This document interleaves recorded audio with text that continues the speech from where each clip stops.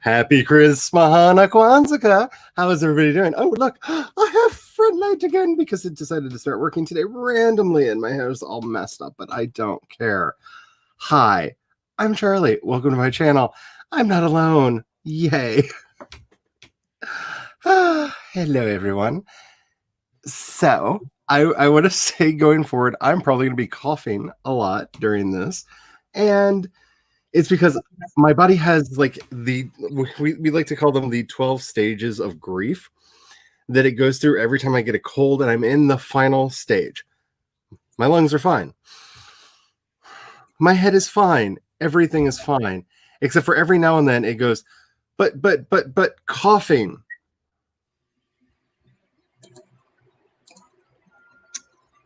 So, as you do.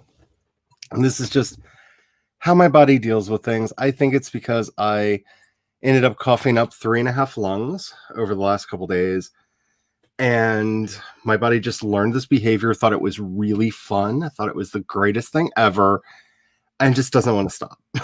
So, yay. That is a thing that will probably be happening. So if you see me like muting my mic and coughing, hopefully I will catch them all. Don't worry. Like, literally, I feel fine. Like, last night, I actually had to take a sleeping pill because I had so much energy I couldn't fall asleep. And that's when I eat turkey all day. So, like, I'm not only feeling better, like, I've gotten my energy back. I just have this stupid persistent cough that's like pointless because I can just feel it. Like, there's a little dry patch in the back of my throat. They got messed up from all of the coughing when I actually was sick. And it's just, it feels neglected if it doesn't get to like take the spotlight.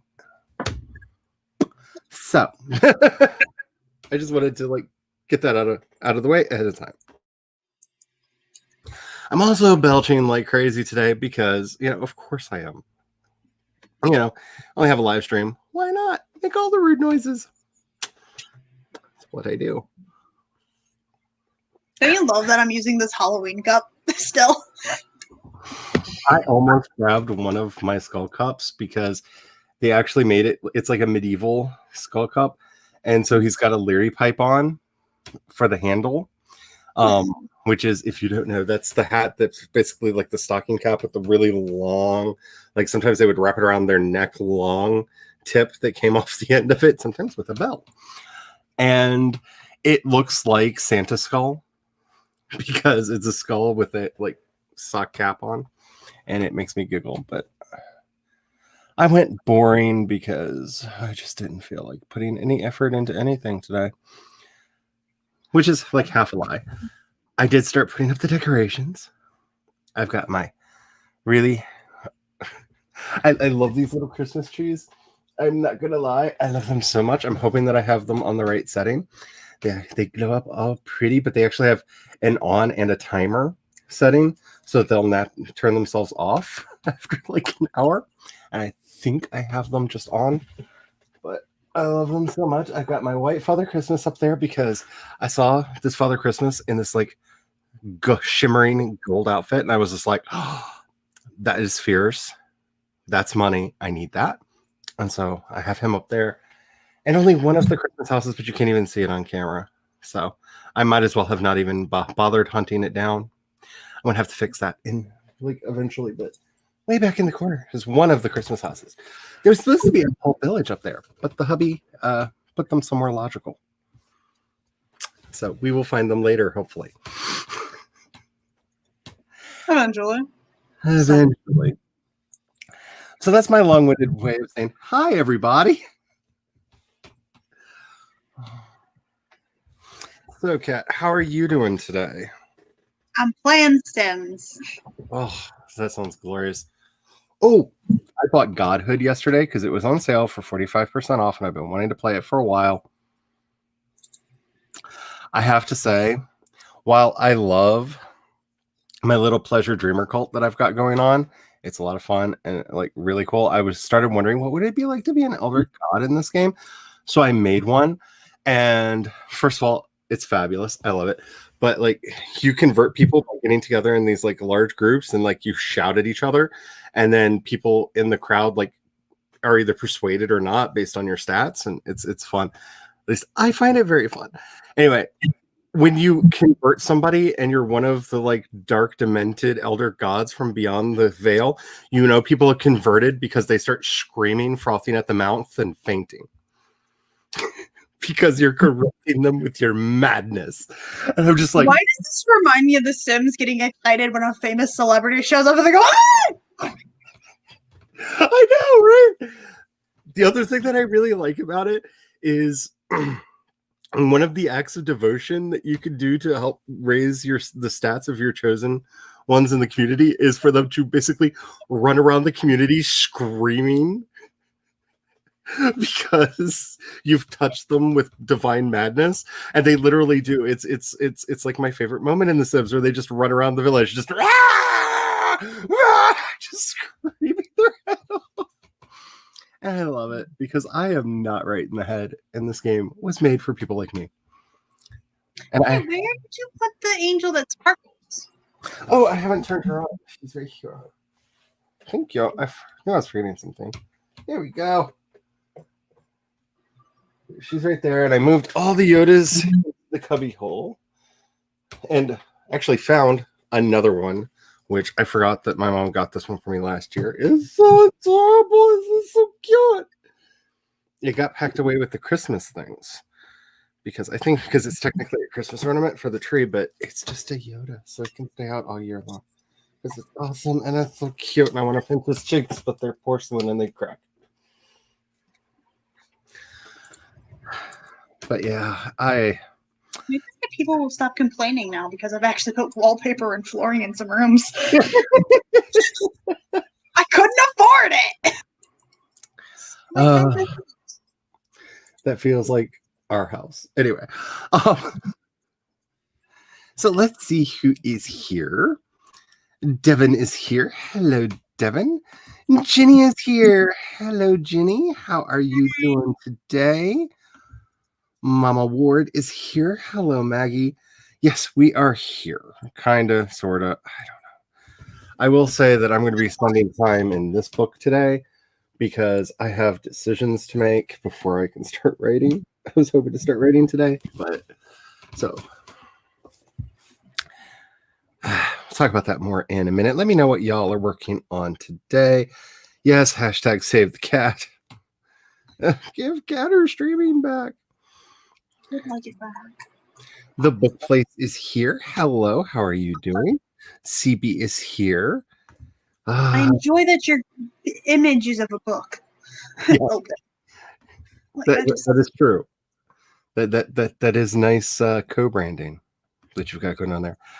Okay, so I had to explain to the hubby last night what Psychic Riders of the Apocalypse meant. And then he got very disturbed and very upset and was like, can you do a card reading and make sure that this like isn't going to happen? So I can't say that the cards were exactly favorable for our survival, but more than likely we'll make it. Which I have to say is better than like a lot of the readings that I've done lately. So yay. Oh my goodness. Oh no. Oh no. Well, I'm glad you're getting a new one for Christmas. I'm sorry that your laptop broke. I live in fear of my laptop breaking because it is old and angry and getting really surly. And every now and then it makes noises, which really upsets me because it's new enough. It doesn't really have any moving parts in it. So there shouldn't be anything on the inside of it that can make noises. Like it's got a solid state hard drive and stuff. These noises should not exist. Which is why I believe in gremlins, because there is something crawling around on the inside of my laptop making all the no, get back, go away. There we go. Sorry, Gizmo wanted to come out and play for a second. You speak wheezing, so you can translate. That's good. Yeah, I'm just really getting annoyed by it because it does this every time. Like this is why I hate getting colds and kind of want to set on fire people that have them, so that I can hopefully burn it off before it gets to me. Because they last for like a month, and the end of them is just annoying. Because that's just how my body do. Hello, Alexis. How are you doing? You're using the iPad with a wireless keyboard. That's a really good option. In fact, when it came time for the hubby to get a new laptop, we just got him an iPad Pro because it does everything that he needs it to do. And it was cheaper than getting the laptop that he wanted. And it does some other things that the laptop wouldn't have. And he uses it to watch a lot of TV shows, which I think is a bonus for him. Hello, Orla. How are you doing today? I don't know where your Christmas tree bubbles are. Yeah. Don't get me started on Christmas decorations. I will be going all day. Mainly because we found one of the Christmas trees, and it's one of the Christmas trees I thought I might put in here because it's already pre-lit. You just have to plug it in. But we neglected to pack its plug with it. Charlie. Oh, hey, I was sick last year when the hubby put everything up. Okay. Not my fault. I was literally in bed. I woke up and everything was put away. So definitely not my fault. That's also why I can't find anything, though.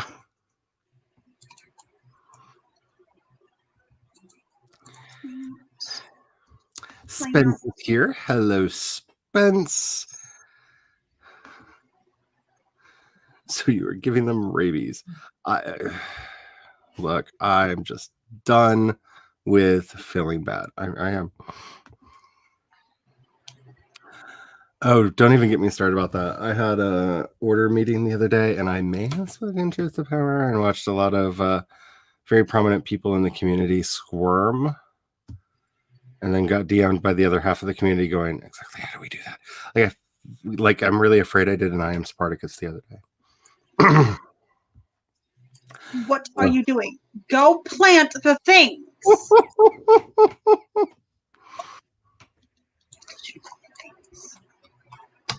Oh, that is the nightmare. Yes, removing had and that from the final draft because yes, I use that way too much.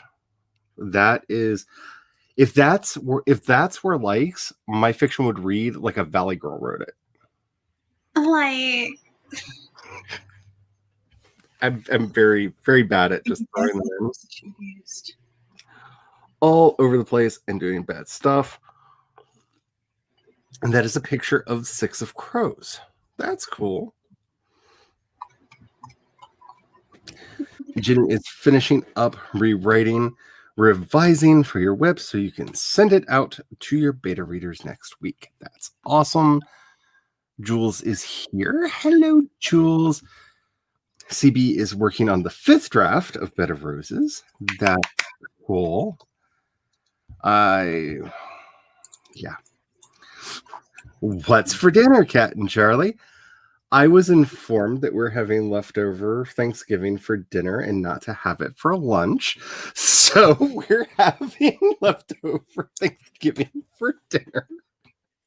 How are you? Are you just having it as just leftover, or is something getting? Probably for the first couple times we're going to have it as leftovers because the hubby makes a really yum turkey that makes for great turkey salad and all the other stuff. But it's such good turkey. For today we're probably going to just have it straight up with the fixins. Plus I have to say that he outdid himself this year with the potato salad. I'm not a big fan of potato salad, but everything about it was my everything yesterday. And I was just like, can I have more potato salad? And the hubby was like, who are you? Because I never say that. But everything. Potato salad. So the purple potatoes, the regular, not the sweets. My so my because my parents plant them, and so my step was like, I was like, I want some of the potato salad. I want purple potato salad for my open house. But because the time span was too long, she tried to can them so we ended up with gray potatoes. Oh. But she still had some, so like before all of the stuff was done, she did make me purple potato salad like in season. Nice. I have to say, I'm really looking forward to more of the apple pie the hubby made yesterday, to be honest. Like, if I had my druthers, tonight's dinner would be apple pie. Because I just want to have the rest of the apple pie, because it was very good. It was so good. I'm just like staring at it all day, going, I have to share this, or I'm a bad person. And constantly shaming myself so that I wouldn't get into it, because that's the only thing that worked, because willpower alone was not going to accomplish this task. Hello, Nikki. How are you doing today? For anybody who's playing at home, drink. The chat just jumped. Nikki needs to reach 32K today. A focused mind can accomplish just about anything. Unfortunately, I am not capable of focusing today, so only time will tell. Let's see. Yeah, iPads are awesome. Yeah, there's a program that I like to use called Art Rage that mimics, so you can tell it what you want to draw with, and it does such a good job of simulating the way that medium would actually like do on paper. Like, and you can pick whether you're doing it on paper, the texture of the paper, if it's canvas. Like, you can actually set up what you're working on. I love it so much. It does such a good job. You really do feel like you're using paints or pencils or whatever you feel like doing. It's great. And the chalks, I love using chalks and pastels, and it just feels like you're actually using chalks and pastels, which is amazing. Yeah, I have those every now and then. It was not fun. Oh, I missed something. That me being grumpy at my game. Hello to Mama. How are you doing today? Let's see. You have 2 short stories to make up the rest of your nano words. There you go. We can get there. All right. So my main task, if I get nothing else accomplished today, I will consider today a victory if I figure out what powers my vampires have. Because I actually want to have it laid out. I want to figure out like why they have them, where they came from, and like how they work. Do they all have the same set? Do they gain them with age? And what I really like about this book is it actually has a page of classical powers, the most common and the least common. What book is this? This is the Vampire Encyclopedia that I've had forever. And it's really nice because not only does it tell you the power, but it lists alongside of it the folklore where you find vampires with that power if you want to go look up more about those kinds of vampires. So I would like this book just because I'm vampire obsessed. Yeah, this is a really good book. I don't know if the cover still looks like this, but it's by Matthew Bunson, and I absolutely adore this book. I've had it forever, and you can tell like its age by one panel in here because it goes all the way up to modern vampires like that one, the Coppola Dracula, which I'm fine with. I could get a hardcover version on Amazon for $11.29. But I've had this book for a long time, and I really like it. It also has lists of plays and movies and books, and that section where that picture came from is actually its section on the cinematic history of vampires, and kind of goes through with pictures of movie posters and actors over the decades as the Hollywood or film version of vampirism has changed and whatnot. And there's a lot of really neat stuff in here. I have always been rather obsessed with vampires, And I have to say, I love this picture of the Christopher Lee Dracula getting staked, because that's got to be one of the greatest, like, although I'm dead, faces that has ever been made in vampire fiction.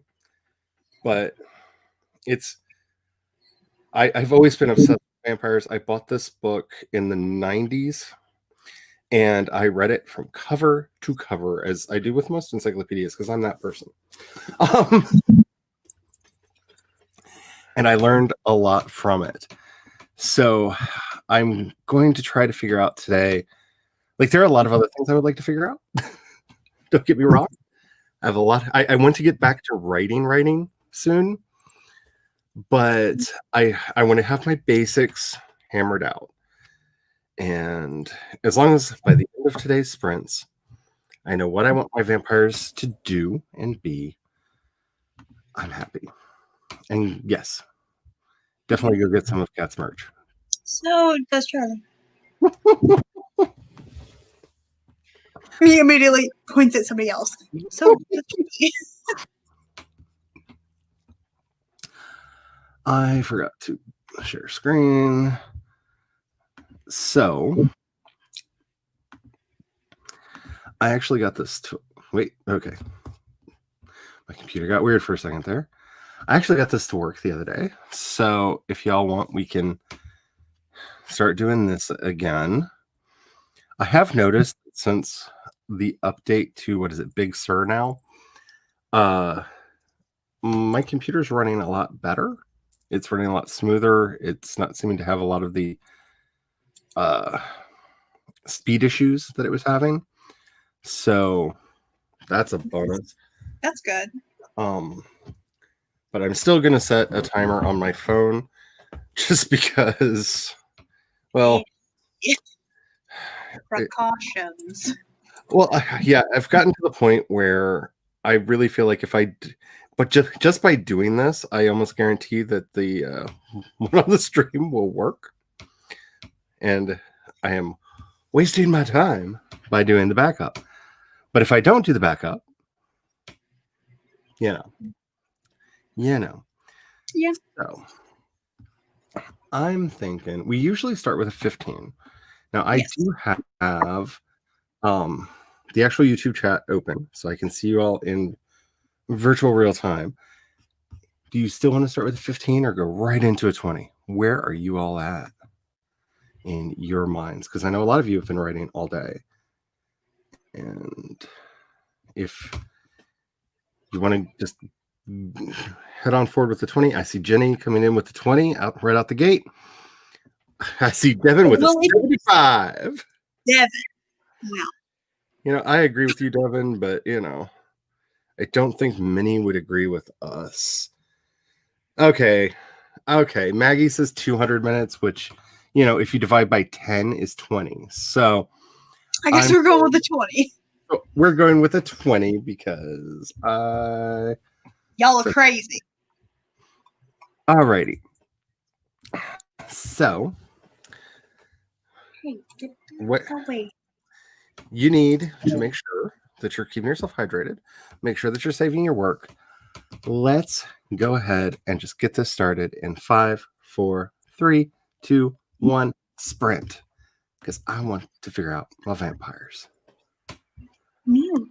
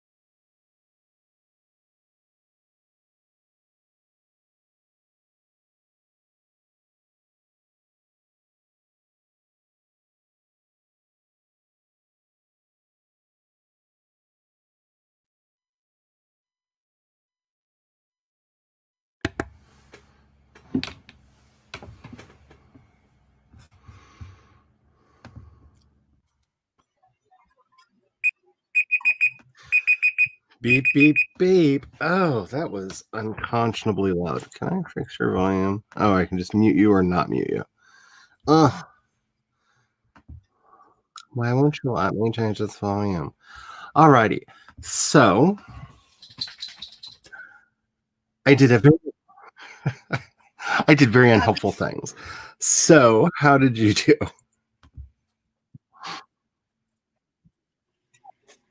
Hey. They're not dead. Wait. Are they supposed to be? Okay. Well, you never know. I've seen y'all play The Sims. Sometimes murder is the plan. And she did plant the things. Okay, so what I accomplished was adding to my little journal thingy a little list of powers that I would not be upset. Like, I'm not going to go beyond this list that was in there. So it's a slightly pared down list from the one that's in the book. And I kind of realized that they kind of have to have strength, hypnosis, and eternal life. Like, those three things are just kind of synonymous with vampires in pop culture now. That, like, if your vampires aren't super strong, if they're not able to hypnotize people. Yeah. Unless there's something somehow wrong with them, they have to be strength. That's the bare minimum. So that's also the nice thing is, like, looking at the full list and going, I could think of prominent exceptions to every other power on the list. So I use that to kind of pare down, like, what would somebody be like, that's not a vampire if they didn't have, you know what I'm saying? Like, obviously drink blood. Yeah. Oh, the need for blood. But so I've got that. And now I'm looking at some of the others because, like, there are some that I really think are fun, like the ability to transform their bodies. I really like I'm a vampire. Oh, I'm a bat. I really like that. And I really like the way they played that off in the Dracula movie that Coppola made. So, the one thing I wasn't happy about with the Vampire Diaries TV show is they took away Damon's ability to, one, control birds, and two, turn into one. Because in the books, he turns into a crow. And then, like, he has a crow that, like, it's mentioned when he's not around, or even when he is around. Like, he has, like, a crow that spies on people for him. Okay. Because that was the other one, was the ability to control animals that I really like in a lot of my vampire fiction. But so see, it's such a big thing about his character, because Damon in the books could actually control, like, he had access to the old magic. Like, he was one of the most powerful vampires in the world there. Yeah, I find myself so, like, torn, because the thing that I'm, like, trying to center this down on is, like, I want to actually do, like, not like fully like a level up chart or something like that, but, like, so a newbie vampire would have these powers, and do these others come over time? Do they come through development? Is there some other way that they, like, how do they acquire them? Because in the back of my head, I have the whole Vampire the Masquerade Bloodlines thing, where different powers run in different families. And, so I've got, like, that going on in my head. I think I read it in a fic. Where, like, I think it was a True Blood fan fiction. So take this with a grain of salt, please.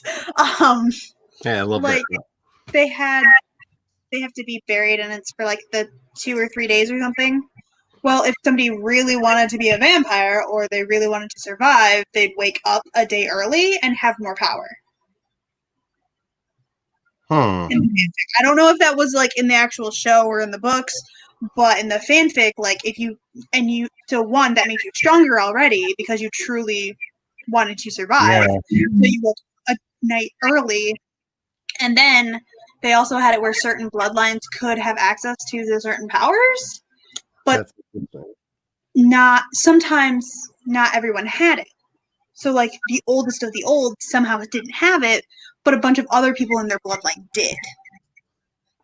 See, yeah, I was thinking of really playing off the fact that, like, because I was thinking of doing like a Bloodlines kind of thing with this, but that maybe something playing off that whole seventh son of a seventh son thing, that every 7 generations something happens, Ooh. kind of a thing. To not because it's such a simple story when you actually look at. Well, I say simple. There's like 1,000 variations of it, but the whole Sabbatian idea of the seventh son of the seventh son. But kind of playing off that, maybe. I don't know. I've got a lot of like.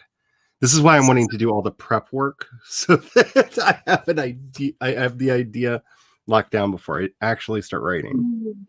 MM brought up a good thing. The thing with the vampires transforming, is it a magical transformation or a physio magical transformation? Does it hurt? Are they breaking bones? Does practicing speed up the process of transforming? See, because that's one of the biggest questions is because I know how my vampires came into being.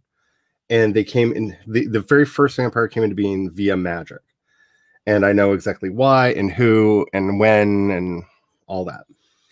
And that basically they were created as a weapon. And the limits that we think of for vampires were actually safeguards that were put on them. So the Sekhmet was the first vampire, and according to the actual legend, she became so thirsty for blood that she basically almost wiped out humanity. So this is where the curses were placed on her to lock her down so that she could only come out at night, so that would keep her from indiscriminately killing. She would have to stop at some point. This also would explain why she couldn't go into a building without being invited. Right? If she ever went mad and started killing everybody again, just shelter in place until we get her rounded back up, right? And so, like, a lot of those limitations that I think are fun to play with vampires, I think make a lot more sense with them being originally a weapon that got loose. I think, yeah, and I wrote it in a sketchbook, but I have to find that sketchbook. I wrote down this idea for vampires, where vampires were actually created to be like essentially super soldiers. Like they were scientists trying to create a super soldier, and they effed up. Because not only were they scientists, there was like a psychic involved, like there somehow. But so some of them like went out and like took over and just turned people. But then a small group of them stayed and protected the family of the original scientist who did it so that they could help, like, along the way. Because they're like, do we want to still be vampires? Do we want to... What's happening here? So many things. And that's the thing is I've read so many vampire stories over the years. Like, I really want these to be my vampires and not just like, oh, those vampires from that book that I liked, or like they're obviously going to be similarities because there are a lot of similarities between vampires, but I don't want to just rewrite Lestat. Lestat exists and was good until he wasn't. But he was good until he wasn't. Everything is good until it's not. I'm sorry. Tale of the Body Thief to me was like the beginning of the end for Lestat, because one of those books that I read like the first 4 pages and was like, oh, here's everything that's going to happen and the end. And I hate when you can do that and you're right. Hemlock the Devil was a good book, but I don't feel like he ever got firmly back on being like completely awesome again. Hello, Kaz. How are you doing today? We're going to be doing quite a few sprints if I can learn to shut up. Because if you want, I can set a timer for like 10 minutes, and then that'd be like two actual writing sprints every hour. Ooh, that might be a thing that we want to do. Hello, Eva. How are you doing? Yes, awesome, Eva. Awesome, Devin. Awesome, awesome, awesome. I love starting new chapters, and let me tell you why.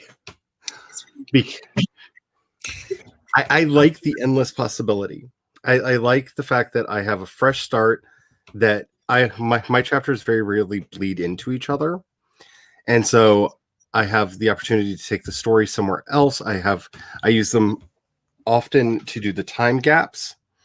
So the beginning is just, hey, what happened between chapters, and then get back into it and whatnot. I really like chapters as a function of story, because each chapter should be its own little self-contained everything, its own little world, and I love that. I have a lot of fun doing it, and anybody who's ever read any of my books knows that they're chock full of chapters. All right, small chapters, and I read a lot of them, mainly for that reason.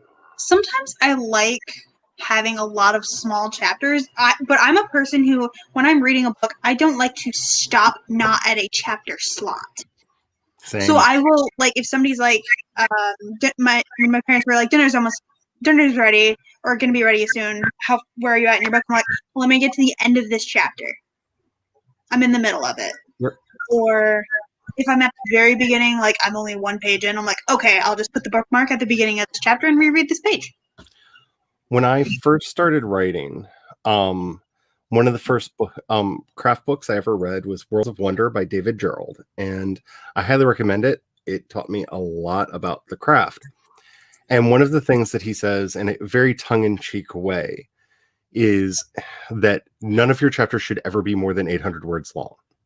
And he states this very, very boldly, and then basically walks it back through the rest of the chapter. Because the point is, a chapter should be as short as it could possibly be to contain everything that it needs to have in it. So focus on keeping your chapters short so that they're concise and your story doesn't lag, is his whole thing there. My chapters tend to be around 1,600 words each, which seems to be the sweet spot that I found for mine. But I do hold to his 800-word rule for scenes. I will not allow a scene in my book to be more than 800 words. It has to wrap up, move on. It cannot lag, because it is a precise unicorn scene that needs to be more than 800 words. At least in my experience. So, but I like keeping them short. And I kind of feel this today. Yeah. I stared at my coffee for a long time thinking, why aren't you tea? And I was like, it's not tea because you haven't finished your coffee yet, idiot. Finish your coffee so you can pour your tea. I was like, oh. Like I work through the thought process to get there. So, yeah. It's one of those days. Invading the chat between sprints. Hey, that's perfectly fine. I'm good. Oh, sweetie. Sweetie. You revised an emotional chapter that is not easy one to fix. Oh, yeah, they can be problems. Hello, BH. Am I wrong, or did you recently change your avatar? No, that's the same. Is it? Why does it feel different to me? The last time I saw them, that's the one they had. So it could be different from when you rewatch it. That's true. That's true. Oh, yeah, I like it. See, 72 words. Hey, 72 words is 72 words. Leftover turkey. See, I just can't wait till we get the turkey salads made, but, you know, I'm a turkey salad person. If you want to do a forest room, go ahead and put the code in. I'm not doing that today. I actually thought about it. I even downloaded it to put in my browser because I thought maybe I could do it as a tab, and I can't do it as a tab. Nope. And it will block all of your pages. Well, I'm working in my journal today, so I didn't think it would be a big deal, you know, because I'm working on paper. But I got mad at it, so that's not a thing I'm doing. Oh, I don't have a bathroom downstairs yet. I mean, I have the room. I just don't have the stuff in it. They don't have enough money for that yet. CB, are you telling me that in that 20-minute sprint, you wrote 856 words? You are amazing. Because you and Jules have been like hitting these like killer word counts that even like on my best days, I can't even imagine Like, y'all are just phenomenal. I'm skipping through some of the conversation because there was a lot of conversation. You can actually really see that drawing there pretty well. Sirens.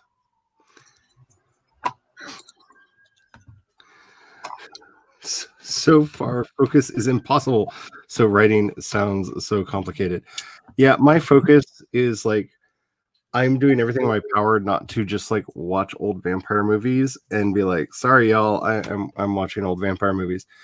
But I may just put one on in the background during the sprints just to keep my mind thinking about vampire things. I really have to think about the transformation thing because that depends on whether they're considered one, because that will affect whether they're considered one of the magical elders of the setting, which actually has legal implications. Oh, So, if it's not magical, then they would be considered an aberration, and I can see pros and cons to both of that. But I have actually some of that I think written up. I think the Elder article, if you go to the Dragons of Night setting, I think the Elder article is public. I think it was meant to be public. I don't know if I actually published it or not. See, I haven't even like gotten to werewolves yet because my thought was because I really like the wolf monster from the Coppola when Dracula when he becomes the wolf monster. And so I've been thinking for a long time that werewolves in my setting, that werewolves and vampires might be the same thing. That's just a form that they change into, just because I don't want to have both werewolves and vampires in the setting, because that's a dichotomy that I'm just kind of a little over. And I kind of like the idea of them being the same thing. And then there's me, who my book series has like vampires, werewolves, witches, fairies, fae, day, demons. Oh yeah, succubus.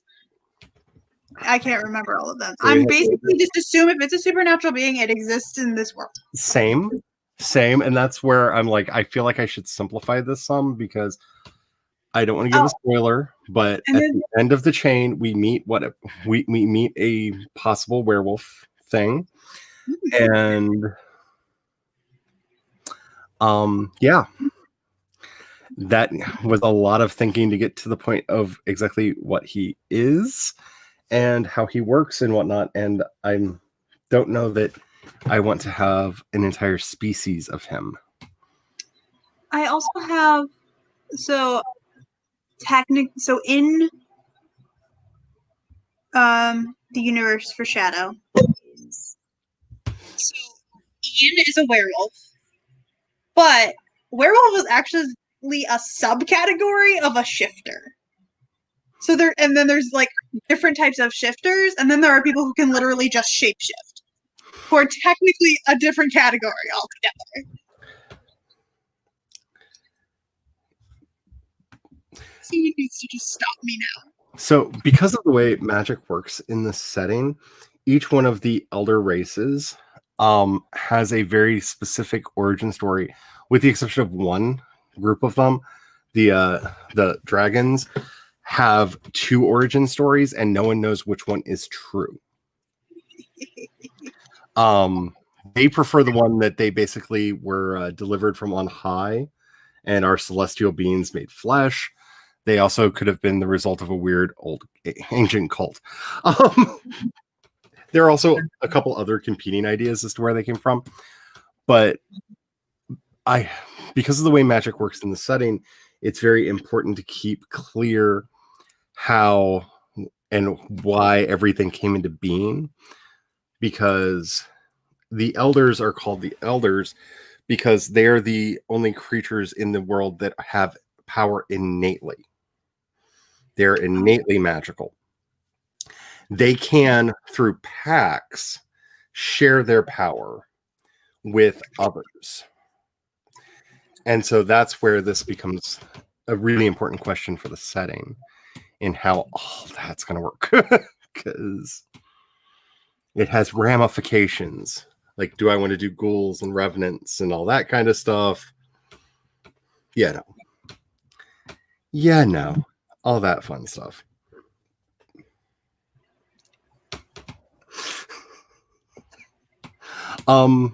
I've been doing this for a very long time, and I am an overly obsessive creature who literally they're all the way over there. Over there is an entire box that's like this big, that's like a quarter of my vampire collection of books. If that much of it. It's one of them big boxes, and that's like not even all. I'm rather obsessive. Oh yeah, don't even get me started. There are angels and stuff in this setting too. Like don't even like this. Literally is my kitchen sink setting, and that was the question of do I just add vampires to it or start do something else just for them? And I was like, let's just add the vampires. Why not? Why not? What? Oh, I stopped playing Sims, by the way. Alrighty, so I'm thinking, it's still at 20. Let's just stay at 20. I think 20 was a good time. It was. It wasn't too much. It wasn't too little. I think it worked. Okay. Now, I'm very fortunate in that I am working on paper today, so I don't have to worry too much about the horrible little monsters that are currently trying to take the world down. But remember, the gremlins are real. They are trying to take everything away from us. Do not feed them. They took down Amazon Web Services for 2 days, and they're only recently getting completely back up and running. Like, if the gremlins can take down a juggernaut like that, we have no hope in this world. So save your documents, back up your documents, make sure that you're keeping them as safe as you can. Maybe print them out so that, if worse comes to worse, you can type them back in. We make sure that you're hydrating or at least drinking a beverage of some sort. I like what Jules says. Do the posture check. I'm really bad at it, especially when I'm sitting at this desk. I like to lean on it because it's just the right height to lean, and it's bad. I shouldn't be doing it. So shoulders back, tits up. We can do this. Okay, people? Yeah. I said that, and I'm sticking with it because I like the Marvelous Mrs. Maisel.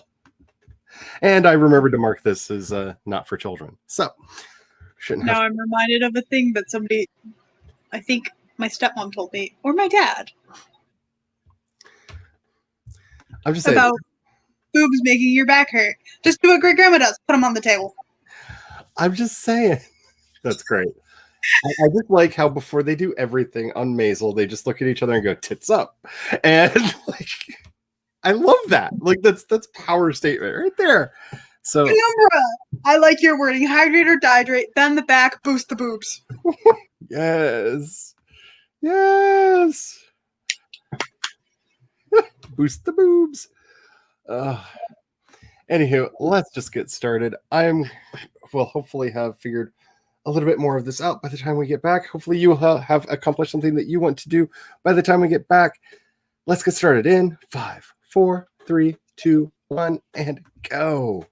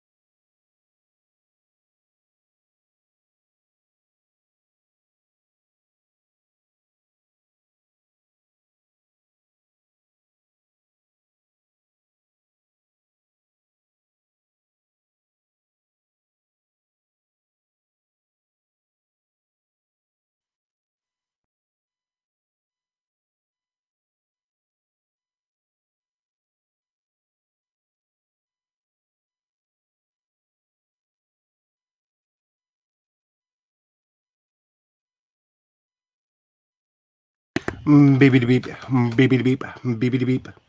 And that is the end of that sprint.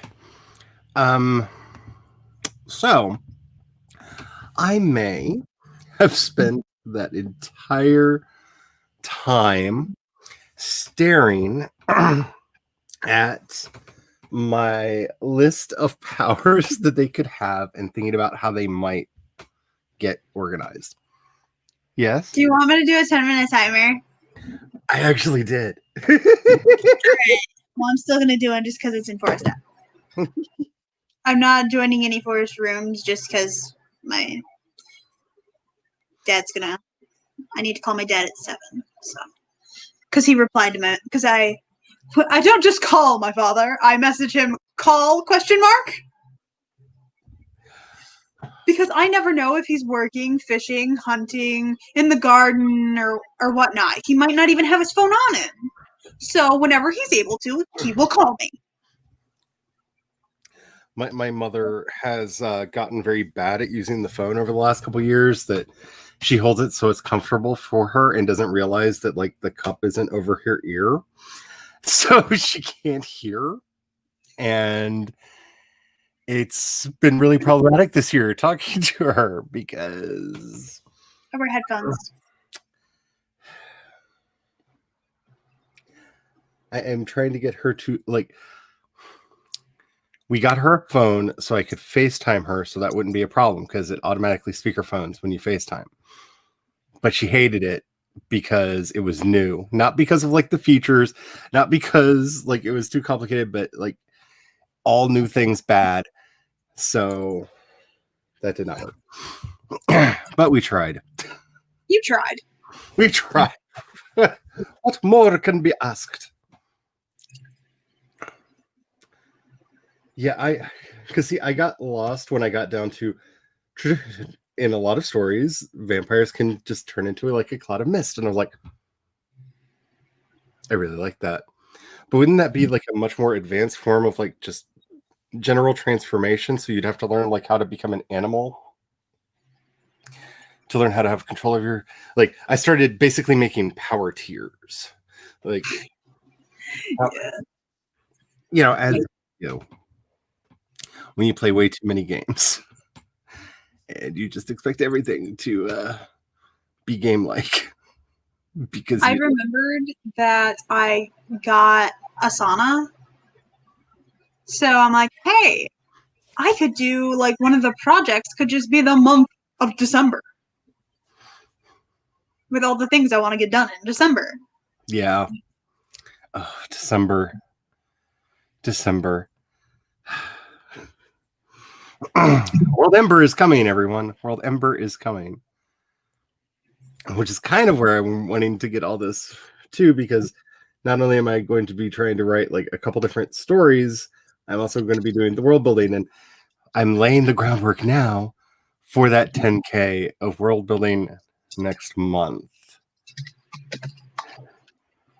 But I'm fine. I'm not freaking out at all.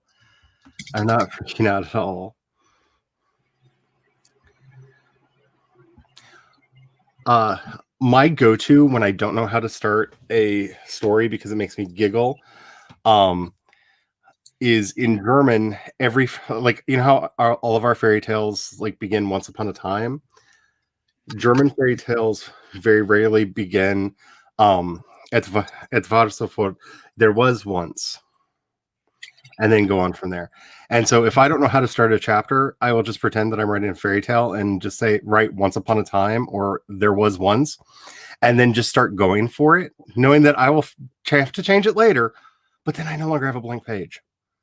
So remember, what you're fighting there is blank page syndrome. Just put something on the page. I have in one of my, if I can find it, I'll show it to you at some point. In one of my drafts for Shine Like Thunder, I literally wrote a dirty limerick because I couldn't think of how to start the chapter. So the very first draft actually begins with a dirty limerick, just because my brain was in that kind of a place that day, and I wrote a dirty limerick down. But then I didn't have a blank page, and I was able to continue writing. Yeah. Weird mind hacks. BH got 264 words. That's awesome. Ducking out for a while. I'm fine with that. I can't believe I stared at a list for 20 minutes. That's basically what I did. Is I stared at this page for 20 minutes because it's that fascinating. Just ooh. But I could do this and I could do that and ooh, what if? Maybe. Oh, how about? Yeah. Yep. 20 minutes just staring. Can I just say, I have like 3 hairs right here that just barely don't want to go back. And anytime there's the slightest breeze, they are just long enough that they will shoot out, go right behind my glasses and right into my eye, right into the corner. Like they're heat seekers. They're just designed to do it. I don't like it. I don't like it at all. It makes me very unhappy.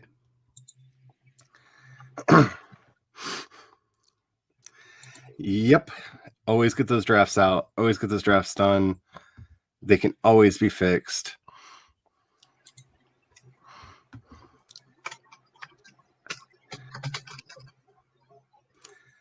Well, it depends on where you're looking in Scrivener. If you're actually looking in the word history in Scrivener, it tracks every word that you write. So if you're one of those people like me who writes and erases and writes and erases and writes and erases, you could have actually done 7K and not realized it because you kept changing the one word because obsessive.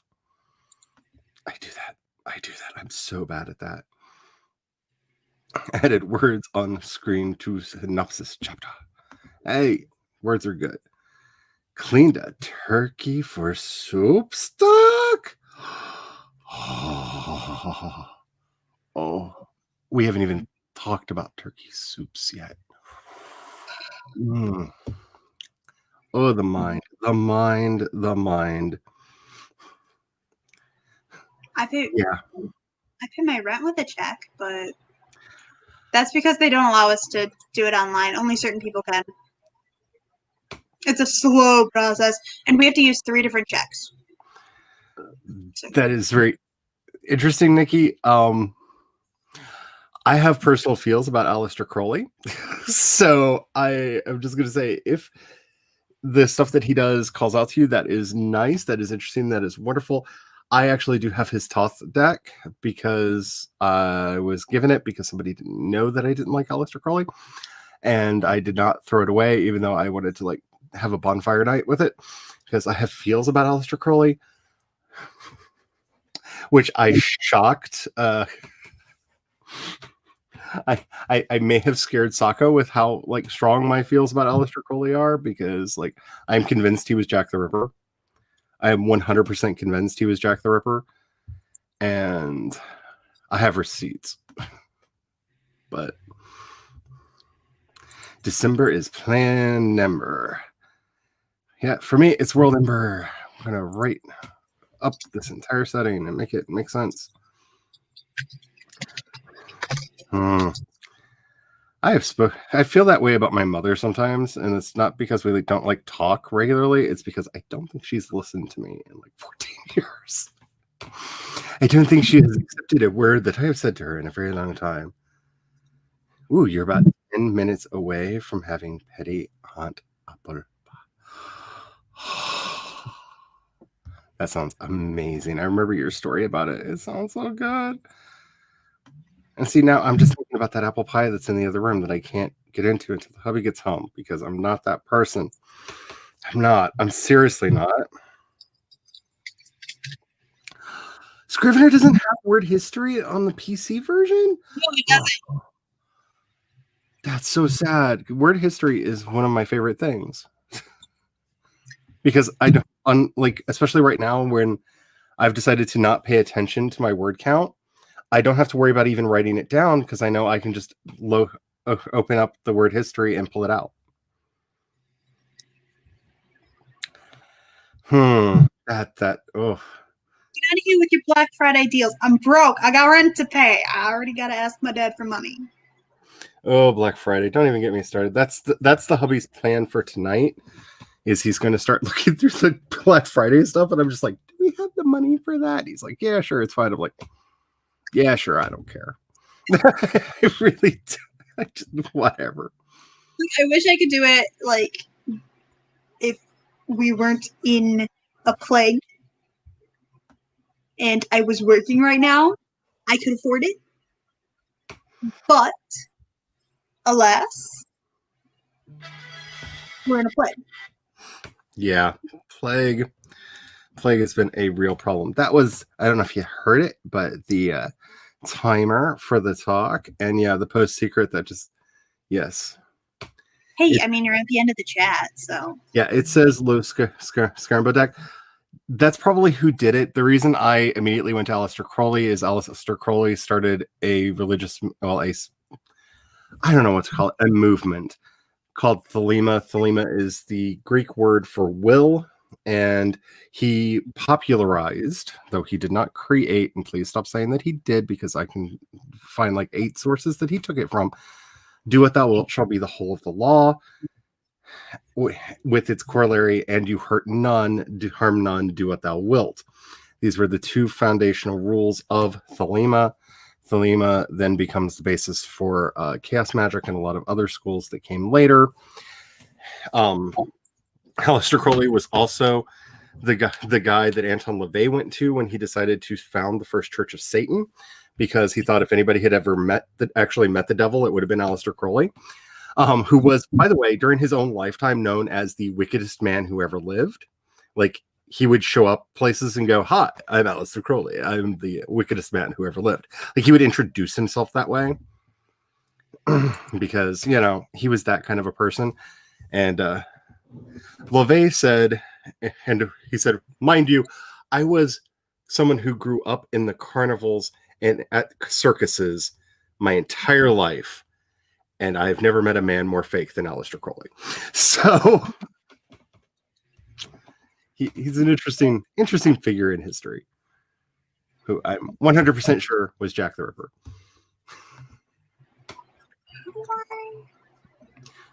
Alrighty, I think the 20 has been working well. I don't see a reason to change it, just because if we do, I know what's going to happen, and I'm going to spend 5 minutes just I'm just going to spend an additional 5 minutes just staring at a list. I mean, let's be honest now. I'm not. that seems to be what I'm doing right now. Hopefully, breakthroughs will come for me and for you. So make sure you save your documents. Make sure you're hydrating. Tits up, shoulders back. We can do this. We can get to where we're wanting to go, wherever that is. And Nikki, I believe in you. You can get this chapter started. I believe in you. Alrighty.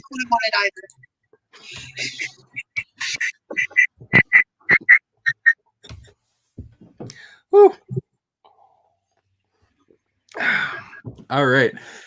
Let's get started. In 5, 4, 3, 2, 1, and go. We can do this.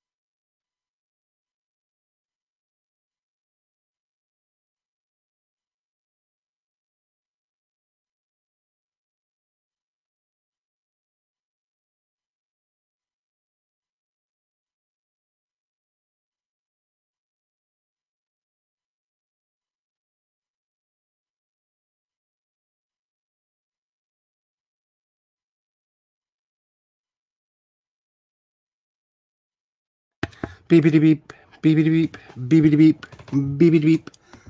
The beeping has gabeeped. Alrighty, I forgot to turn my light back on. Alright, hi. How is everybody doing? Did you get some good work done? I stared at my list again, and then I had this like really stupid idea of like, ooh, I'm gonna go find like what the oldest references are to various kinds of vampires and like use that to make like the family tree for them as they spread around the world. And I'm just like, why am I doing this? Do I really want to be doing this? But I opened like 12 tabs in my browser. And then I had like this sunk cost thing, and then I just started reading stuff because, you know, what I do. It's what I do. I'm going to focus. I'm going to get this done. I did make a decision, though. As much as I love, where they are, Vampire the Masquerade, because it was fun, and this is first edition Vampire the Masquerade, by the way, which is all kinds of exciting. Because, let's see, this would have come out in, 91. So, the very beginning. This is how it all started. Right here. I'm not going to do like the full-on clans thing. I've decided for simplicity's sake, what I'm going to do is going to be like houses. So they're going to be families. So there'll be a significant member and then the people around them. So like there won't be a set number like you would have in something like that. And they can vary from city to city. And they will have their traditions and stuff. And yeah, I think that's what I'm going to do. It feels right. Mainly because I kind of want to do... How to say this? Because this is a hard thing to like say and not like sound completely wrong. I kind of want to do like a play on a vampiric version of Downton Abbey. Like Downton Abbey, but with vampires. Except for not really Downton Abbey with vampires, but like I really like that idea of using the structure of like the manorial house system for how the vampire house is organized and run. Especially because it actually plays into the setting in some ways. I don't know. That's kind of where my brain is. And as such, it doesn't really matter as much if we do bloodlines and clans. Because the other thing that I decided is I'm not going to be all like Tolkien. Yeah. I'm not going to be all Tolkien. Older things are not necessarily better. So it's not like the bloodlines are getting weaker through time. Older things can be more powerful if they apply themselves, but yeah, I think that's what I'm going to do. Feels right. Feels right. So, Jules, the pie is not done yet. No! Back in the oven for another 10 minutes. Well, the fun thing is, I'm doing the timer for 10 minutes so that we can get back into another sprint because I already got my vampires figured out. Hello, Sid. How are you doing? I have not seen you around for a while. I hope you're doing well. Hello, Tessa. How are you doing? Oh, no. Oh, no. Well, I hope you get better soon. And I see that there's a lot of well wishes in the chat.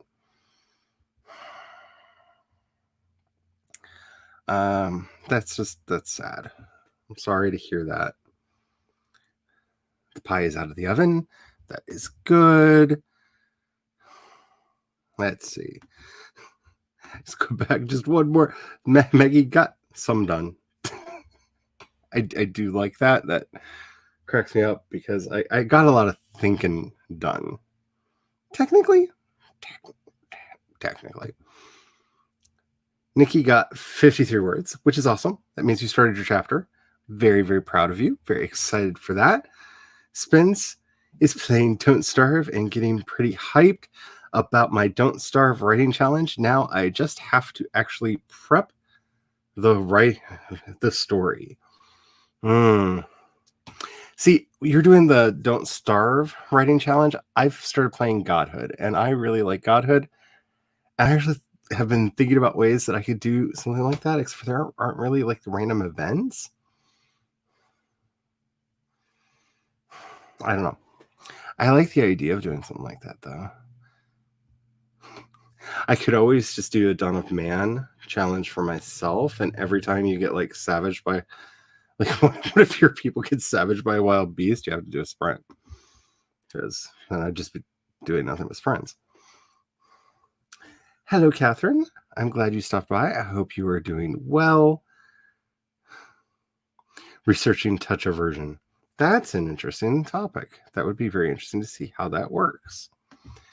No.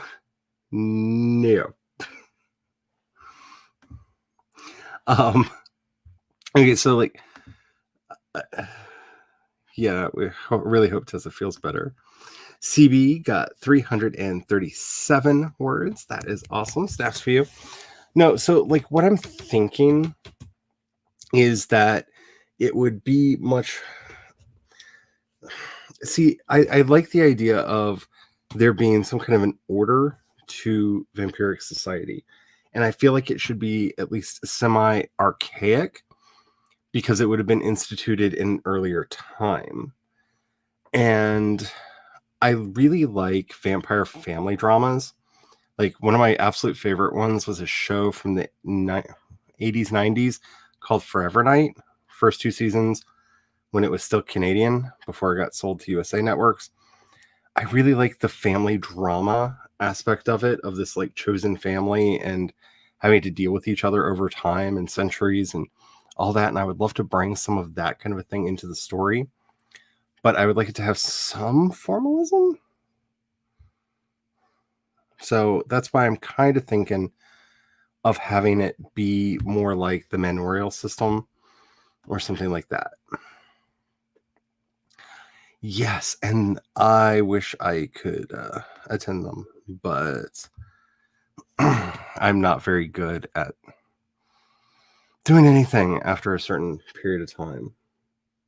But then again, lately I've not been good at getting much of anything done. So, because my brain's been kind of broken with the whole illness thing. I hate even like phrasing it that way. It's just, I lost all my energy because I got sick. But I'm starting to feel better.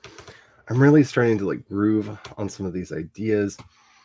I really like the idea of these being like noble houses and really playing off some of that aspect in it, because then we can have some rivalries and stuff like that. I think that could be really fun. And not like original, but I don't like a lot of the structures that I see for vampiric societies in a lot of fiction. See, I was thinking about something like that. Because that's one of the reasons why I pulled this out is that's a lot of what, especially in the older stuff, it really was set up that way, where the different kind of the different ages of vampires had different names and what have you. And I just love the artwork in this book. I'm just saying, the artwork was so good. Anyway,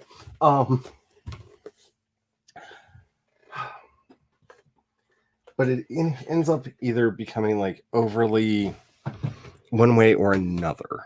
It falls into something that I don't like in a lot of these. Blanche, have you heard the latest ad campaigns? Pepper begins.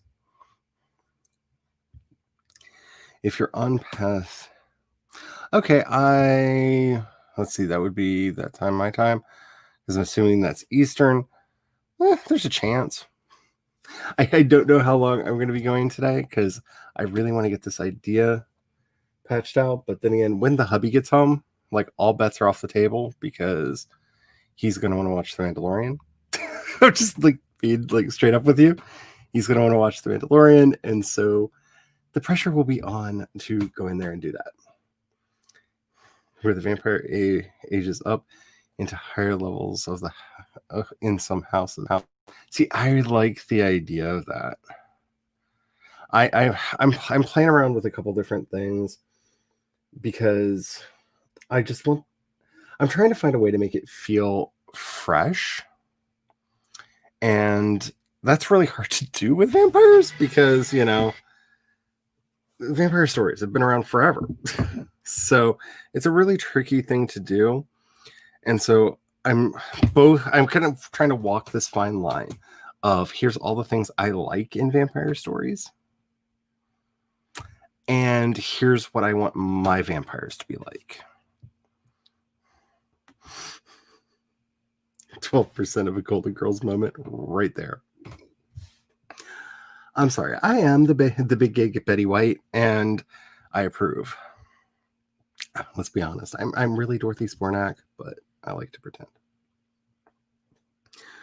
You could have coming of age parties.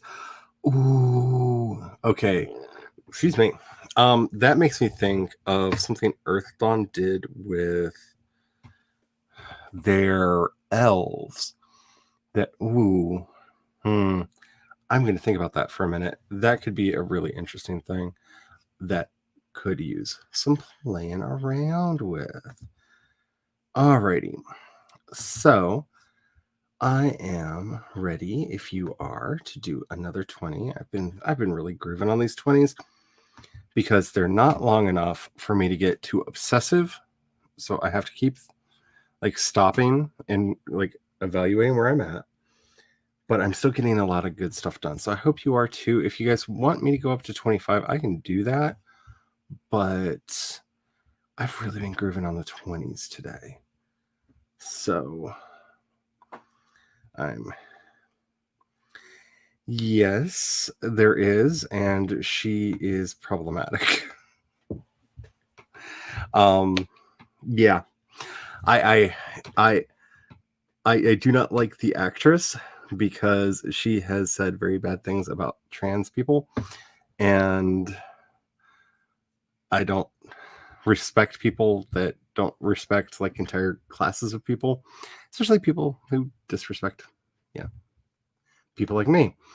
But I love her character, and so I am torn that I do not like the actress, but I like the character. Though I think it would be really funny if they made her a trans character just out of revenge because her character kind of feels that way to me. Anywho, not saying that they're going to do that, but kind of in my head canon she is. Anyway, I'm going to get us started on another sprint. Yeah, and hopefully I will get some more notes in the journal. That's the goal. Let's get started in 5, 4, 3, 2, 1. Sprint. Let's get some words. We can do this.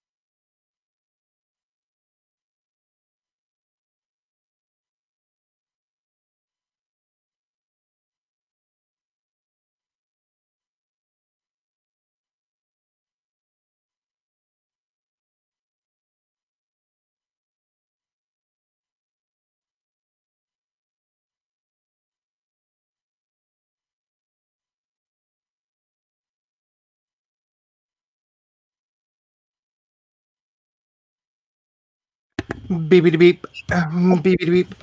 Beepity beep.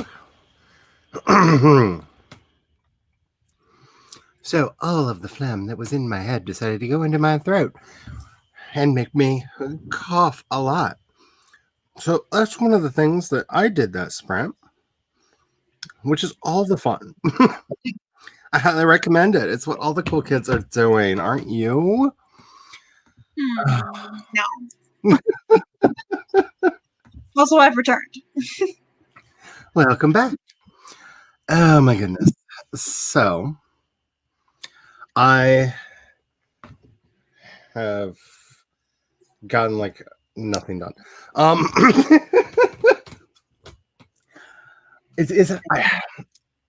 See, I'm really glad that I have the sprints to be doing this by, because I would probably normally just put on a video game and be like, I'm thinking about my story, and actually just be playing the game, because I love doing that. That's like my favorite thing to do. Because, so you mean like me playing Sims for 3 days straight? hey, you do you. This is not a house of judgment. I'm just saying, I know I would, like, by forcing myself to sit here and not do the things that I am like constitutionally desiring to do, I have this pen like yelling at me in like an Abed voice from Community that's just like, you should pick me up, all the ideas, they'll just flow. But like, it's just harassing me. And so I will eventually be guilted into figuring some of this out. I did have one thought that, like, maybe if I just name the house that my main vampire lives in and start building it as an example, then I'll start understand, it'll help me understand how I want to do that. And then that led into like the rabbit hole of all rabbit holes of, oh, but they need a name. Because the one thing I'm really good at is quickly naming things. So I pulled up the wonderful website. If y'all don't use it, you really should. Fantasy Name Generator, which is at fantasynamegenerator.com. I'm sorry, generators with an S.com, and literally have sat here for I don't know how long clicking the it actually says vampire clan name, doesn't it? I believe it's vampire clan name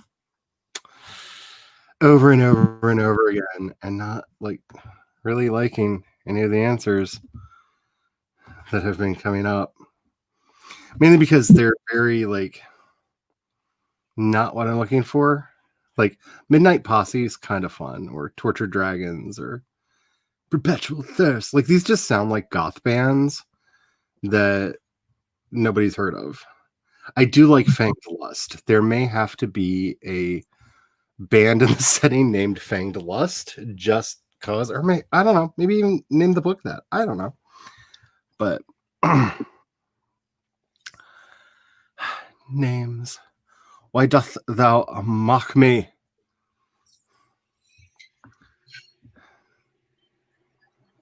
So the Petty Ant Pie was good. It lived up to the hype. That is awesome. It created a candied creme brulee crust on the top. And having the grated apples. That oh my goodness. Okay. You just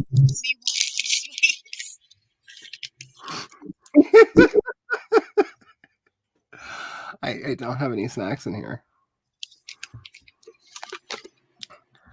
I need to get more.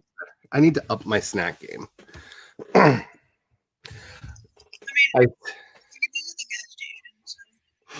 I say this realizing I'm wearing my Blunt Man and Chronic shirt, which I did not realize I put on my Blunt Man and Chronic shirt today. But apparently I've been wearing my Blunt. Like, this could explain everything. Like, I literally put my totem of how my head feels on my shirt, except for not for any of the fun reasons. CB got 82 words. As if he was planning this all along, Shane pulls out his clarinet and began to play Sneaky Softly, Speak Softly Love on it, aka the theme from The Godfather. Nice. Nice. More Don't Starve. We're gonna have to install that. I own it. I've never played it. Got a drink and a snack. I did go grab my tea. I have not poured it yet, but I did go grab it. It's in here. I mean, I talked to my dad. Had to do math. I have a great dad who's willing to give me the money to pay for my rent and all of my bills for the month. Because for like half the month I haven't had a job. So my paycheck was $126, which is nowhere near enough for me to pay like my bills at all. So my dad is giving me the money to do so. Wouldn't it be nice while going through a global pandemic for them to, like, I don't know, temporarily try out some of the crazy ideas, like just give everybody some money to float through, because like you can't be mad at people for not having a job when there's no job to go to. And at least in our state, I don't know how it is in your state, they made it where you can't file for unemployment if you're furloughed. So if your job hasn't actually gone away, you don't qualify. So all they have to do is call and say, did you fire them or are they furloughed? And if you say they're furloughed, then they don't qualify for unemployment. No, Michigan, you can, like, if your hours, you can apply for it if your hours are cut because of the pandemic. You just can't, like, I can't go to work for my room. Our state is evil. Evil. I really don't like it. Work at the same place. Like, she works in the pizzeria part, which still does like takeout and delivery. But I'm a hostess, and I'm only in house seat, like, working. And they're not doing the PPP again, because I don't know what our employees would have done without that, because we were able to get our PPP loan really early during the pandemic. And so people would come in and we basically did deep cleaning. I mean, it was stuff that needed to be done, like we maintenanced a lot of the equipment and everything, but we had stuff for people to do so that they could show up and get, and like fit within the budget that we had. But like, I don't know what we would have done without that. Hopefully I'll get the, because I was able to reopen my unemployment case that I had, that I closed because I had a job again. I was like, I'm not going to keep pulling unemployment when I have a job. That's not right. So hopefully I'll get the $160 a week from that, which will be about what I would make if I actually properly worked a week. Wasn't a huge fan of Andrew Yang, but I'm just saying he had one good idea. Nikki got 180. See, I can't even do this. 158 words that time. There you go. Yeah, I'll give you that. Read it all backwards and inside out.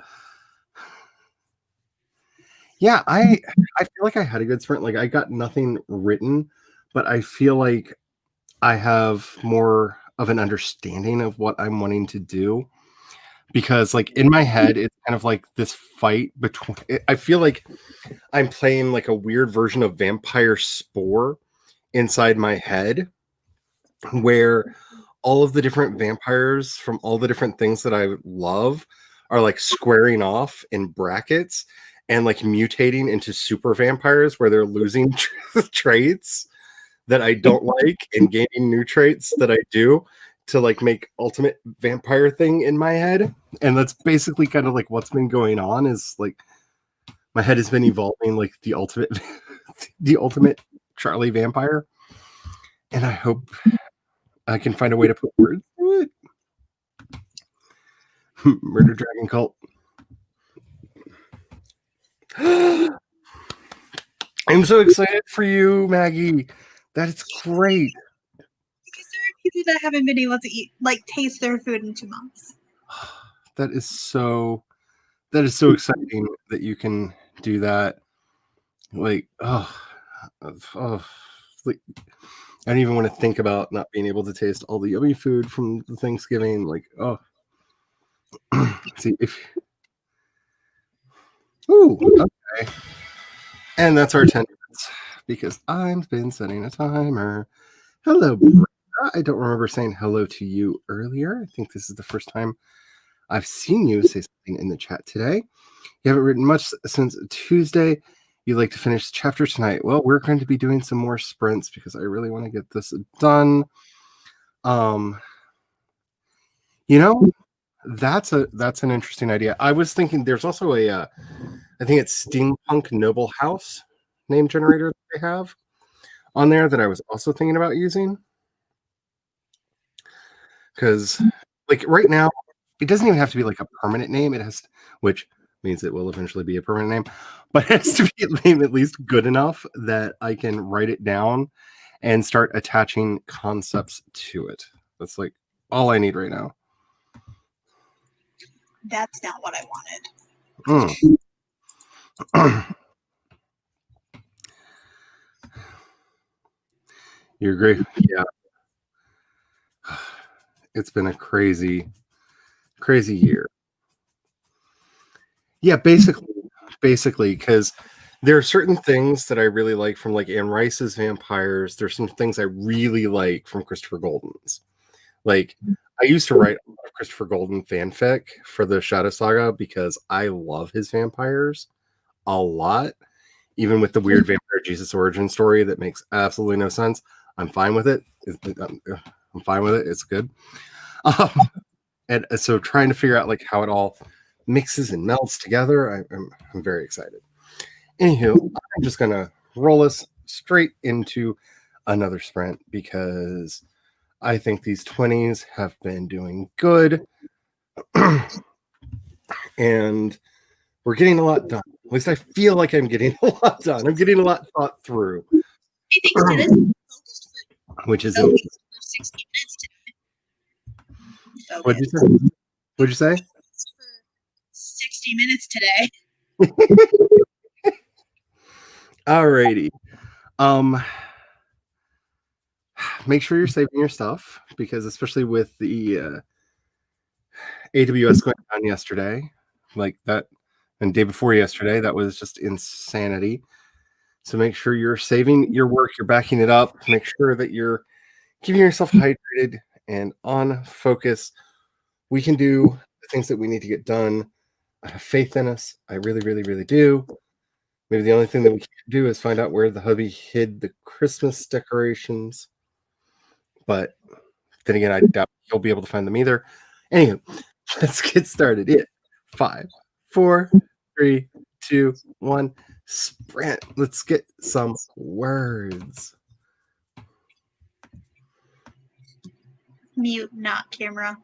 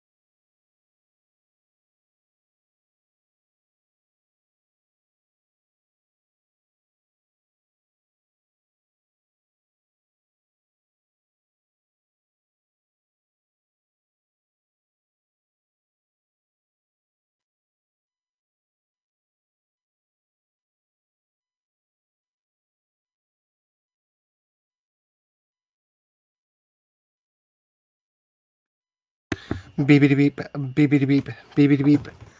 And that's that sprint done. I might stop going robot now. But I kind of like it. Oh, so I'm a little tossed up. I did use the mansion name generator. Okay. 3 that I liked. 1 I like just because it's so cheesy. I might have to go with it. It might be the winner just because. Oh no, Merlin Manor, but it's spelled Murlyn. I don't know how else to pronounce that other than Merlin. You must go with this now. Yeah, I think I have to go with Merlin Manor. Like these are the vampires of Merlin Manor. Like I just think I don't think I have a choice anymore. I think that's what it has to be because it's just too perfect. It's so like It is. the cheesiness. Like I'm a big fan. I'm a big fan. The cheese. I like the cheese. It's so good. So everybody else, let me know how you did in the chat. More Sims? I closed Sims. Ooh. I actually haven't been playing Sims for a while. Ooh. I was last sprint and then this sprint I was looking at I was like, what are some podcasting ideas? Because I know that I keep saying, like, I have everything set up for a podcast, but if I could just do it. But then I got in a fight with Audition because I'm not sure if it's actually registering this mic or this mic. Oh. And I don't know where to check that. I don't use Audition, so I can't help you. Because it's Adobe. Yeah, I actually have destroyed all of my connections to the Creative Cloud now because I decided to go all in on Canva because I'm making a lot more stuff in there and I needed to figure out where my money went. And so I went there instead because free photo assets. I'm not going to lie, like Adobe makes you pay extra if you want to use the pictures, and yeah, there are times you just need clip art. I'm sorry, there are just times you need clip art. You don't want to take the time to make an original picture, and that's what made Canva worth it for me. Is they have a really good library, really good pictures. I think my thumbnails have been beautiful since I switched over to using Canva. Yeah, and you can upload your own images and stuff as well. And I recently discovered with Pro, you can add your own audio. Mm-hmm. I've noticed that now.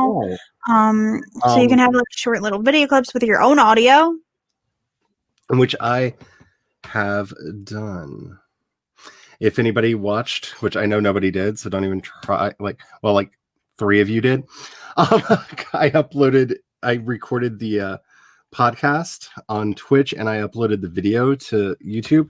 I actually created credits using my podcast theme song in Canva for it, and apparently that's the point where most people noped out of the video. So I was gonna say I watched it live. Why would I watch the video? Yeah, I'm just saying, I know you watched.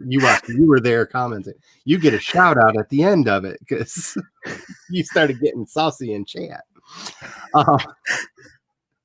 But yeah, I don't know if I'm going to keep uploading those to the YouTube. I will probably still record them over on Twitch because I actually kind of like the idea of having a live audience for it. But yeah, the video did not do well. YouTube did not like it, and so yeah. It probably would do differently if it was like the Project Shadow. I thought about YouTube, and it'd be like, this is only thing that's gonna be here is your podcast. I've thought about that. I think I still have a Project Shadow channel. I actually tried that once upon a time when I was an idiot and just uploaded like static images with the sound. And you know what YouTube really hates? That. They really hate that. They despise that. I was not into doing video at all. So There has to be some movement. Yeah. Even Yeah. if it's the same picture, just moving around. Yeah. So I may still have that channel, and I may try to reactivate it and start moving stuff over there. But I had a lot of fun making credits using that song, and figuring out how to do various things that I wanted to for it. It's got a very Doctor Who vibe to it. Actually, oh, what the heck? Just a second. I actually have it set up over here, since none of, and I'm not trying to shame anybody. Like, don't feel like you have to go watch the video. I was just like shocked. Oh, Hey, look, we just went Project Shadow. oh, look, we changed brands. Yeah. Because I actually have it here. I'm just gonna play it because why not? I have something to say.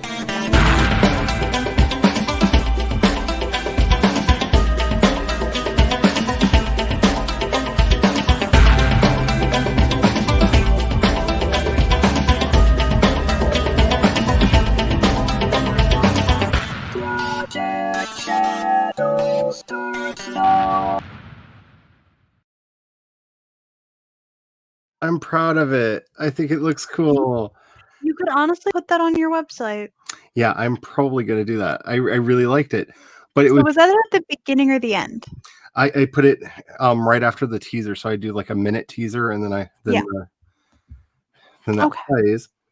Oh, look, we've changed brands again. Again. By the way, I love that I've learned how to do this in If I would have known you didn't know about that, I totally would have yeah, told I you. had no idea, and now I do, and It separates your clips Yep. for you. So because I have mine set up for me for the Cat Leo stuff, and then I also have the Sims 4 3 Play as two separate brands because I made like a little video clip for us, and then also I was like, green would be better for this than my colors because it's everybody. We're playing The Sims, and then I have one set up for the podcast thing that I haven't done already. It even has the logo. I was so excited to be able to play around with that because it works really well. I do wish that it had one feature that Adobe Spark has, that it will, when you're on a slide, you can hit play and it will play where you're at in the audio for just that slide. So you know exactly where you are at all times while you're making, when you're doing slideshows and stuff. That's very handy. I liked that in Adobe Spark. I wish that they had it, but I like a lot of the other stuff. But it's cheaper. Yeah, and it's cheaper. But how much different is the audio of me talking with this versus that? See, I think that it's a lot clearer when you're on the headset. Oh, it should be clearer. I mean, it's an actual proper headset. And I've noticed that I break up more if I use my computer run. The one thing that I will say, like, especially for anybody who's doing audio, when you record, if you have access to a good noise canceller, turn the gain up so that you're getting a little bit more room noise than you want, and then tap it back down using your noise canceller. That will help the noise canceller find your voice better.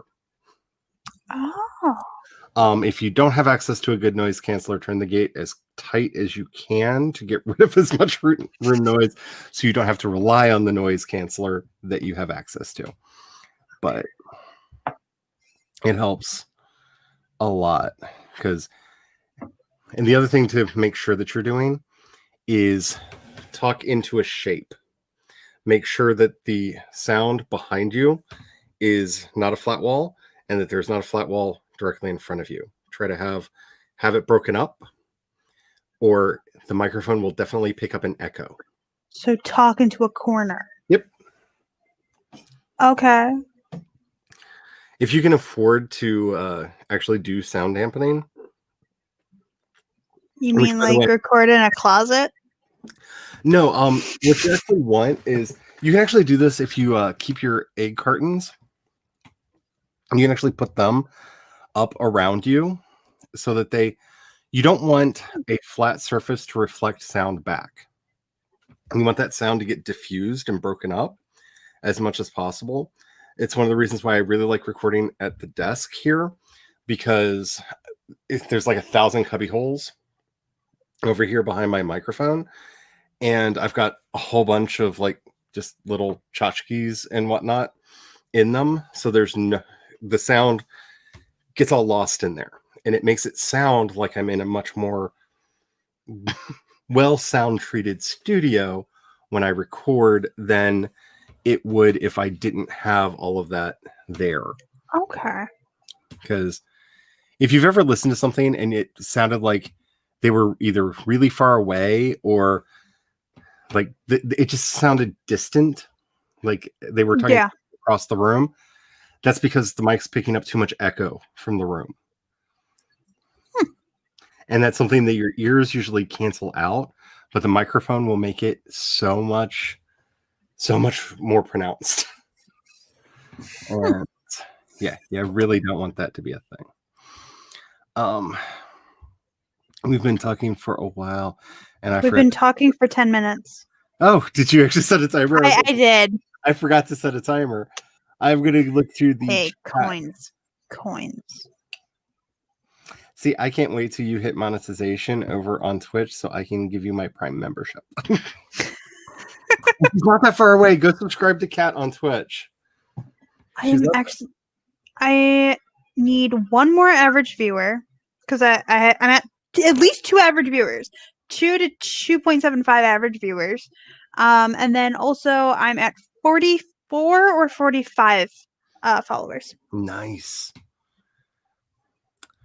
As soon as you do that, I'm definitely going to be giving you my Prime subscription every month because it's the best I can do right now.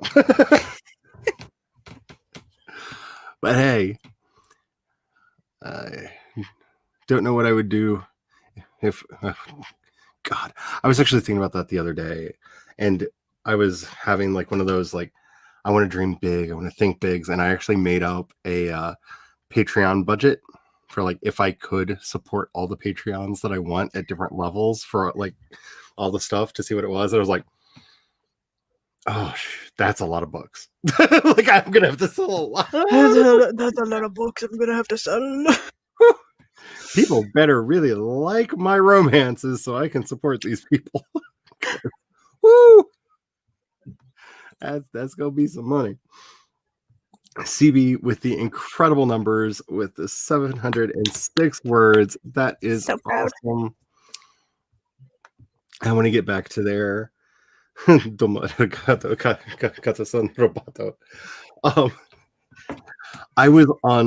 was like a broken record last night. Like every time the hubby brought something to the table, I just looked at him and was like, "Arigato gozaimasu." And he kind of would scowl at me, and he'd bring something else to the table. "Arigato gozaimasu."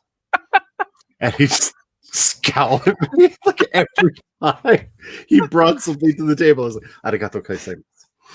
And he just really was not happy about the whole thing because like he knows enough Japanese to know that that's basically thank you very much.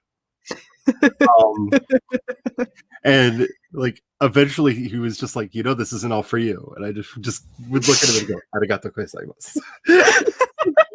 No, it's not all for you. And I just looked at him and I smiled because like there's very few Japanese phrases I know he knows. And I would just look at him and I just looked at him at the end and just went, "Itadakimasu," and just started eating. And yeah, he got kind of mad at me, but it was awesome. I got to weaponize my Japanese, my like liquid Japanese ability. And it made me so happy. Made me so happy. Merlin. Yeah, I just Murlyn. And I was just like, that's Merlin. That's Merlin. Merlin. You just spelled Merlin. And since the story is going to take place in Maryland, because I've decided it's going to take place in Nightfall, which is one of the fictional cities I've already made. Merlin is kind of the most Maryland spelling of Merlin that you could ever get, because a proper Maryland accent, they really like to Wait, where's that game? There's a game I play, and I think there's actually a cat in it named Merlin. Let me find it and see how they spelled it. I'm gonna have to turn down the volume on it so you don't get Brenda got 147 words. I'm kind of zooming through, trying to make sure I'm giving my snaps out because I want to get back to figuring out the vampires of Merlin. Excuse me, Merlin. My roommate just found the same unicorn that I have at a store, and it's just like hanging off a shelf. Like, that is very true. You can get additional copyright-free images from other places. Like the one art tool that I had to stop paying for that hurts because I loved using it was Artbreeder. If you've never played with Artbreeder, they do have a free version, but I liked all of the this cat's name is Murrlin. Merlin. Ooh. Oh, and then there's Merlin.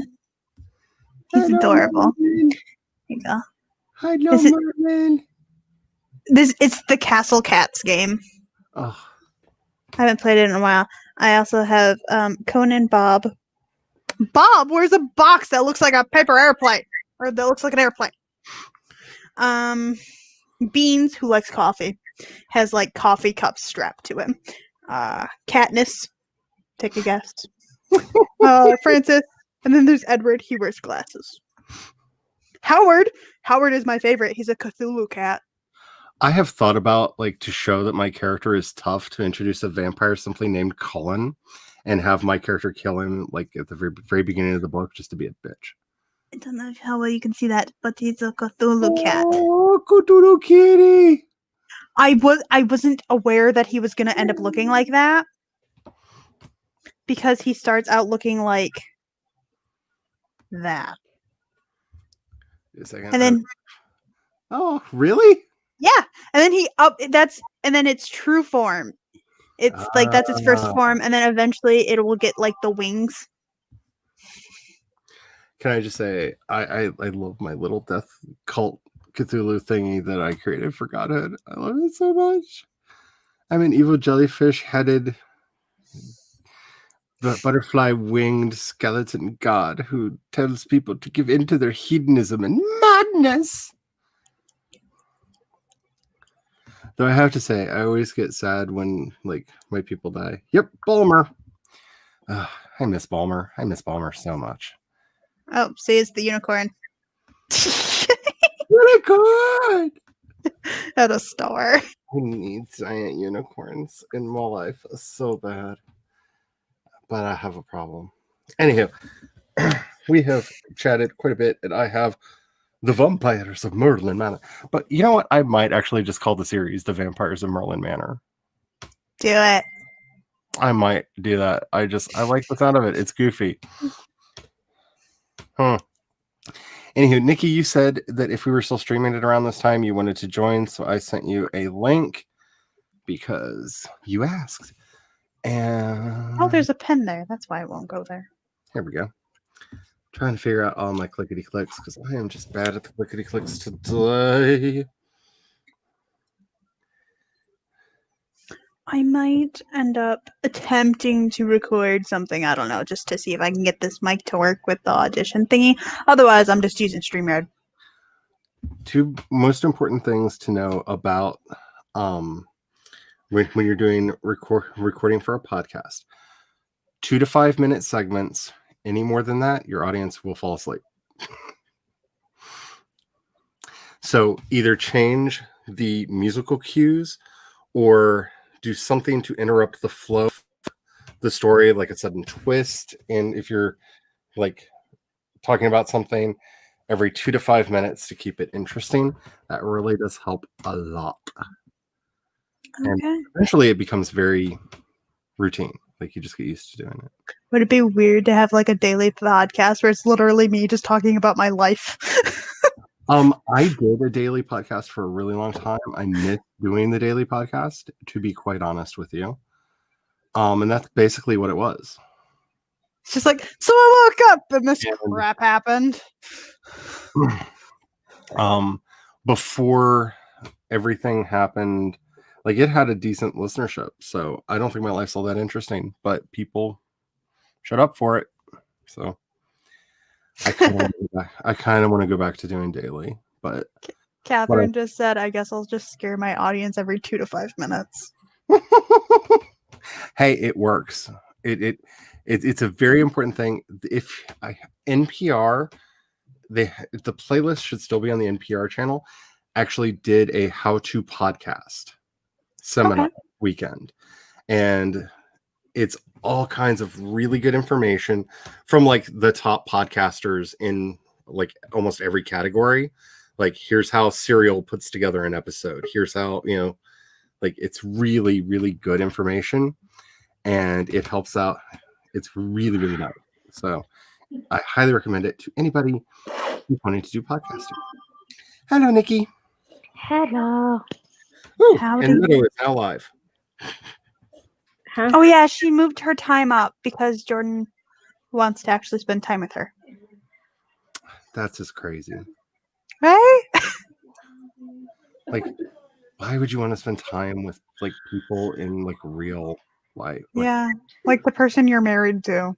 especially the people you're married to. For goodness sakes, like, we live very different lives. It's okay.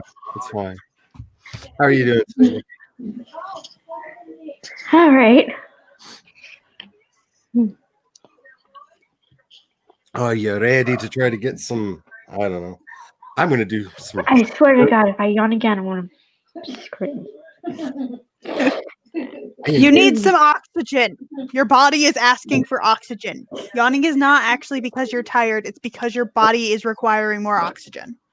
Which is why I've got like so many menthol. Which is why I get picked on by mom and dad. And they always say, well, if you go to bed in a decent hour, you'd have your mask on longer. You'd have your mask on, your CPAP on.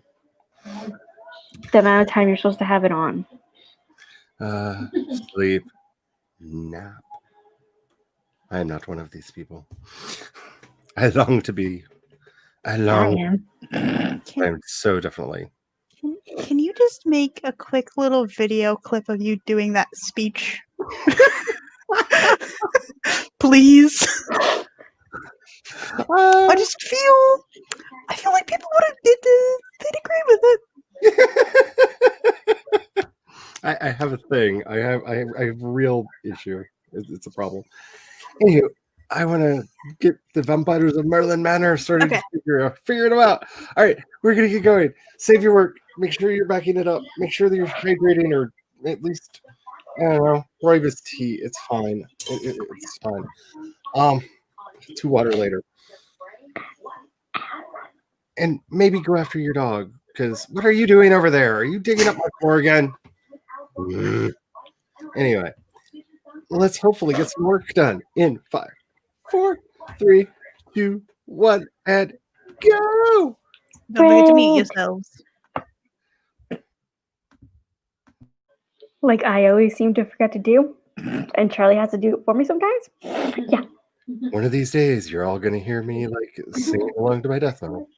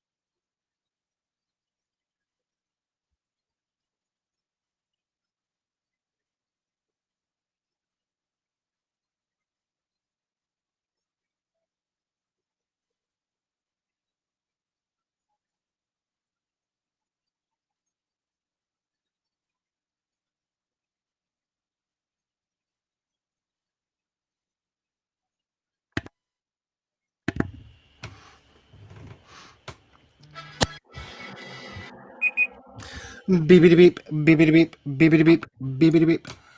Beep beep beep beep. You're welcome.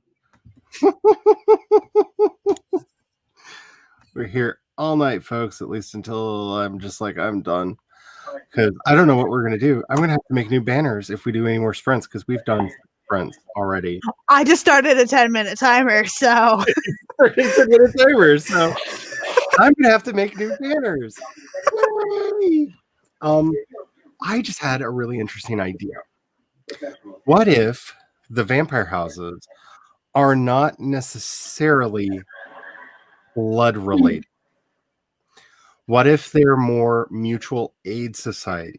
They're vampires that have their organizations that they join because of shared philosophy, shared ideals, because they want to help each other. And it's not so like bloodline. it's not boom, boom, boom, Yeah. boom, boom. I turned you and they Yeah. turned me and Yeah. yeah, I like that. Are you also gonna possibly have an aspect that would be the bloodlines too? Yeah. I'm not sure exactly how I want to label that, but I was just thinking, because I think that while I want like an aspect of the story to revolve around like the literal relationships of the actual bloodline, I like the idea of like, Sorry. I understand why a lot of vampire fiction, everything is about like the bloodline, because blood vampires, like I get it, Yeah. but like I want more variety. Like, Ew. Now it looks like I've been crying, and I haven't been crying. I just yawned. What the heck? My face just got red as if I just like cried. I'm like, ew, no, go away, nose. my face is always red. Let me turn the light on. Ah, red. Alrighty. So it looks like I put a thing in the chat because Rosamund Crocombe is going to be the head of house of Merlin House. This is a character that I've had sitting around for a while that has not had a home, and I've argued over whether it's Rosamund or Rosamund. I like one. Yeah, I just like the spelling of it. I do too. I really like it, and the chat seems to agree. The chat seems to agree that they like the first one, but it's because it's only one letter. It's only one letter, but that one letter, just something about it. Something about it. It makes them happy. Also, in spelling things, I only think of this now because I'm a Latin student. Is when you actually have the markings on letters, like on the vowels, and you're just like, huh, that makes this name so much better. Yeah. So it will be Rosamund. I've just been making notes of her as just R. And by the way, I did name her after Mrs. Crocombe, which, if you've not watched the English Heritage videos, if they're Victorian, how to make it the Victorian way. She was the chef at the house, at the noble house that they actually film at. She was a historical person. Her real name was Avis. Avis Crocombe was the lady there. I have become obsessed with her because they have a historical reenactor performing her in the videos, and there's also all this information that you can go and look up about Avis's real name. And like, I've become obsessed with her, and so I named this character in honor of her, but I thought it'd be too much to just name her Avis Crocombe, so she's going to be Rosamund. Mainly because Rosamund is my favorite character from Downton Abbey, and I think everybody's just mean to her because she's a bitch. And she is. And she deserves them being mean to her. But I love her so much. I love her so much. Oh. So, two favorite things mixed together. One character. So much love. All right, let's see where we're at. CV with the numbers. 776. That is awesome. That is so cool. I want to get back to there. Each got 105 words. That's awesome. I could actually count my words. 1, 2, 3, 4, 5, 6, 7, 11, 14, 15, 16, 17. I got 18 words. But they're important words. Yes. I didn't say I fixed the audition thing. It works now. I had to actually go into like its preferences because I also noticed the audio it was giving out was coming from my computer and not my headphones. Mm. So it was literally only taking audio and sending audio from my computer. But I fixed it and now it takes it from this and it sounds so much better. Mhm. And kind of Maggie, kind of like a guild. I understand why a lot of vampire fiction is very like blood obsessed, the bloodline, the blood, blah blah. And there's gonna be enough like dirty vampire blood orgies. Like we can do some things that are not blood related too. Like I feel like it's gonna be too bloody if everything's like the blood. See, I was thinking of that. My issue is with the word clan just because of this. Because they use clan for the actual bloodlines. And it's very well known that, one, huge fan. Two, they've been around long enough that I just don't want... It's been very hard not to like just do my own version of Vampire the Masquerade. Because trust me, I have a draft of this idea. It pretty much is my own version of Vampire the Masquerade. But yeah, I'm probably going to try to find a word that's not clans. But yeah, I do like guild houses, so I might use that. You're making me have thoughts. Thoughts are weird in my head. Ooh, Jules coming in with the contrary opinion. You prefer to Rosamund something like something. The closed vowel is nice. Rosamund.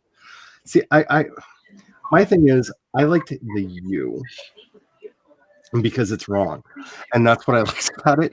This is a character who is not British by descent. She stopped in England later.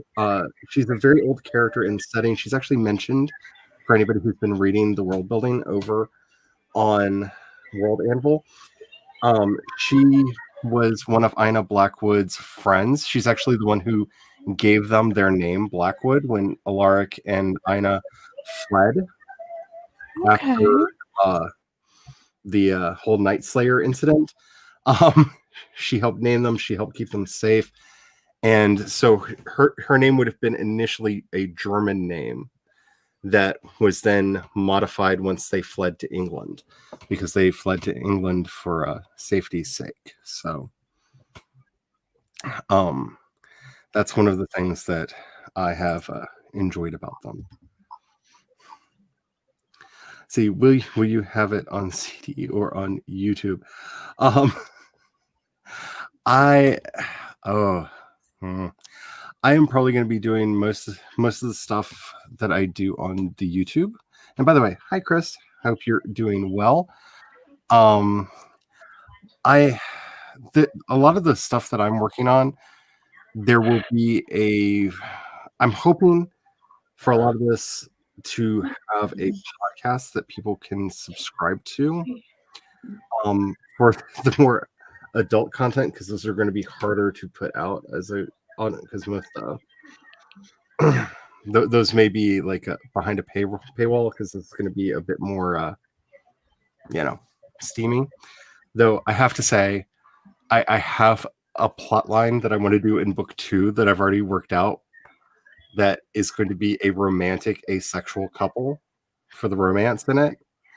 And I'm really loving how the idea works out in my head. And I'm like almost wanting to skip to that and have that be the first one. But me just like, excuse you, please give it to me now. Because I was thinking the other night about just writing really intense cuddle scenes that are not sexual, that are all about like coziness and like just actual intimacy, not like intimacy. Yeah. I was like, that could be really fun to write. I will be waiting. I'm really intrigued by this, but I feel like I want to introduce that character, and here it would be our Also, 10 minutes is up. it would be our main character's younger sibling Ooh. finding their match in a later book in series. So The vein of. that is so cheesy. The vein. It literally makes it about blood. How much cheese is too cheese? Really, I'm so. I want this plant. How much cheese is too cheese? Oh, I'm kind of in love, but I will say I do want to. How much cheese is too cheese? I'm really concerned. So I will say that the Casket Girls will make a mention, at least in the story. If you do not know the story of the Casket Girls, they are real. It's a thing that happened. It's New Orleans culture. Just look up Casket Girl New Orleans. They are very interesting. They kind of took over the city. It was a whole bunch of French girls who they were like, hey, would you like to go over and be like people's trophy wives? And they were like, sure. And they came over and they were like, you want all of my naughty bits. You can't have them. Give us power. And Yes. they're kind of the awesome. And they're called the Casket Girls because they arrived with a casket. They were allowed one box for all of their possessions to be in. And so they arrived on the dock, one box, and they're amazing. They're amazing. I've heard of the Casket Girls, but I never knew what the hell that was. I was like, what is that? Yeah, they're really And I fun. knew it was from New Orleans, something about New Orleans. And I knew Casket Girls, and then I didn't know what the heck that was. Yeah, I think that would be really interesting, especially with having, because the main thing that I'm wanting in this is I want the vampire to be Ace. I want there to be nothing sexual about the blood, but having to still have to deal with the bloodlust, because the idea of figuring out how to write that intrigues me, because it would for them be much more about the conquest from the original concept of them being warriors. Probably, maybe, I don't know. I've been thinking about this a lot. I've been thinking about it too much. I have a problem. Like, Well, now I'm thinking about it. Thanks. we could always, like I said, if you want to co-write something. I've never co-written with anyone, and I've always been open to the idea. Mind you, I still have my trash vampires thing. It's like teen trash vampire in a way, but not. God, I gotta stop yawning. Jeez. I have to show you guys something Okay. super cool that Lindsay found on her phone on Pinterest. Ooh. Oh, that's stunning. Isn't that like the most? If I can stop having this stupid glare, That is so pretty. the most gorgeous wolf you've seen, and it's got a little Yes. butterfly in its nose, I love it. I love it so much. and I it's want got it. blue, freaking bright blue eyes, and oh my god! Hey, anyone want to get me a shame plant? When you touch them, they close up. They're also called sensitive plants, sleepy plants. Touch me not. Okay, I want this plant. I'm definitely into this idea. I will have to look Their into leaves this. fold up when you touch them. Oh, do you? Yeah, sure. And I think the answer is as long as all of the adult fun time in the story is good and the romance is really exciting for people, they'll put up with everything else. Because I know I have. Okay. It's a romance novel. No, sorry. No, my forest. Okay, I have the little extension, the forest app extension thing on my browser, and as you're talking, all of a sudden the little notification on the corner goes, "Your tree has grown," or whatever it says. You have grown another tree. I was like, I did not know. I didn't realize I was growing a tree. I forgot that I put that up there. It's Scruffy just because I really want to watch Futurama again. I'm gonna die the way I lived, grow a tree secretly in the background. All right. I need to watch Futurama again. All right. I don't know what to do. Am I making a 7th sprint one? I think I'm making a 7th sprint one because I want to do more. What has become of me? I don't know. Also, I think I might end up streaming like all day tomorrow for productivity on Twitch. I don't know what I'm doing anymore. Like everything in my world feels weird because 7th sprint. All my goofiness gone. I hope you're all ready for this because I want to get more ideas out because I'm like loving all of this, and I need to name some MCs, and that's always like a pain in the butt because I don't like the names that I had for them in the original draft because they were very much temp names, and I didn't like them when I wrote them down initially. I still don't like them now, so I need to fix that. So make sure you're saving your document. Make sure you're hydrating in some way, shape, or form. Sasha, be a lady. Sorry. Hi, Sasha. She decided to clean herself in a very loud manner down there by my foot. And I don't know why she and the cats think that my leg is the perfect like prop for them to like really get into their own nethers, but I am not here for it. I'm just saying. Ew. That's not what my leg is designed for. Please Okay, stop. puppy. Please stop. All right. How I was gonna ask you how. I think I asked this already. How old is Sasha? Let's see. Sasha would be what, 3? I think. I'll have to Oh, double she's check. a baby. She's not that I was old. gonna say she's still kind of a puppy. Yeah, she's not that old. She's still kind of. She may be a little bit older than that. I'll have to look it up. I'm terrible. Yeah. Nikki can speak English very well. Good. Yes. I don't have to speak English well. I just have to write it well. It's my first draft. I don't have to do it very well. This is why we use editors. Ich muss auf Englisch nicht so gut sprechen. Ich muss schreiben sehr gut. Ja? Ja. Okay. Yeah. I'm just gonna hit it. I'm getting goofy because, I don't know what to do with myself. 7th sprint. We're doing this. Let's get started in. Wait, I want to start my timer so that I have sound. Alrighty.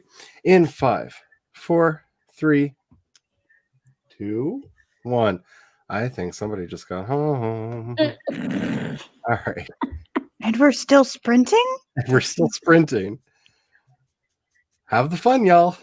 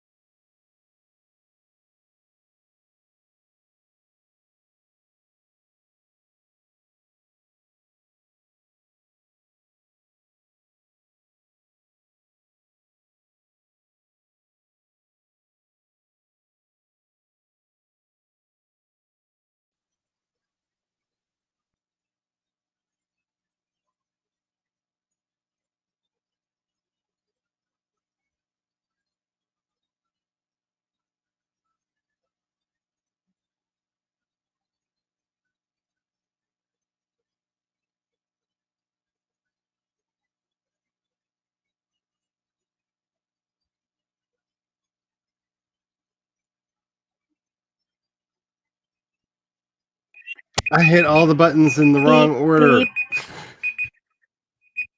Beep, beep, beep. Oh, goodness. This is what happens when I get distracted by my husband. Oh, woo. We Hello. gotta make it go away. So people. Oh, Hello. Megan! I'm so glad to be here. Megan, we've got 7 sprints. 7. Can you Oh believe my it? goodness. Yeah. Yes. Should I start a one 10-minute more because timer? the hubby is home and already starting to talk about The Mandalorian. I already watched the episode today. Okay. It was very good. I already know the answer to the one question, so I'm not going to ask it. So I've decided to name my vampire brothers because they're going to be vampire brothers, Mason and Ollie Shaw.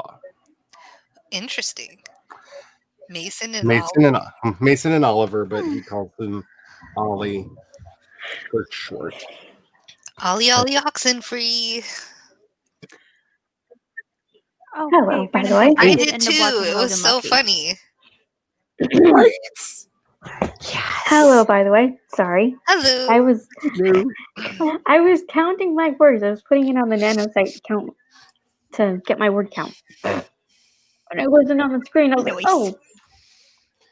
And for absolutely no reason, the evil vampire bad person is going to be named Jensen for no reason whatsoever. None that anyone could discern.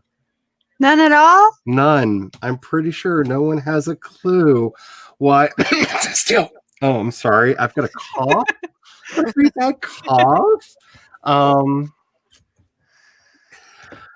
But yeah, that's actually, truth be told, random name generator created Jensen Fletcher for and I went, that sounds like a villain.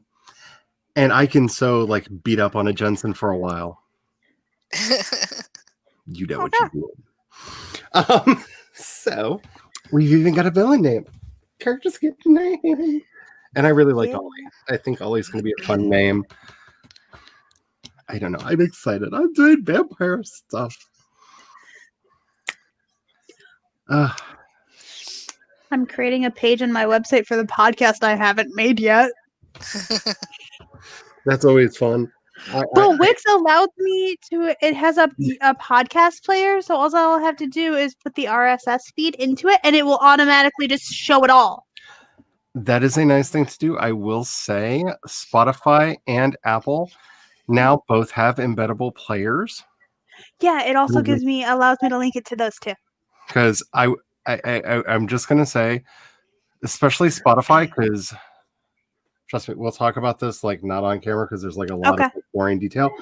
But Spotify has really good analytics. You want to make sure you're watching your Spotify because you can actually test and see how well stuff you're doing works. And Spotify the next day will tell you like all the demographics of the people that listen to your show. Oh, cool. That's and it's really nice. It's really handy. And they are like half the market. So it's a good place to be trying to build up. Yeah. And I point that out because Apple, this is the house that Apple built. You all know I'm definitely not an Apple hater, but their interface is useless for podcasters, which is really sad because podcasting started with them. It's called podcasting because of their iPod. Oh. Which is why a lot of people I knew that, but I forgot it. Yeah, a lot of people fought the idea of calling it calling it podcasting because they thought that it sounded too Apple because it was about casting a show to an iPod. That's where the name came from. And yet they still haven't figured out how to give us good stats, which is like really important. So but then again, they fail on all of it. If you've ever used iBooks. I don't like Apple products. They don't like me. No, what I'm saying is the stats page when you're looking at how well your book's doing. Oh, I'm sorry. Like, you would think they would be better, like on the money part. You know, like, you get 30% of whatever I make, Apple. You'd think that you'd make me want to like push you. But I will say they are better than Google Books on that front, because the Google Books interface makes me want to stab myself in the eye every time I see it. Like I'm like at the end of Oedipus Rex when like, oh, what, you were my mom? Ah, like just no, like it's terrible. It's terrible. They're horrible. I don't like them, Welcome back, Eva. and that's how I really feel. Heyo. Hello. Welcome back to the land of misfit toys.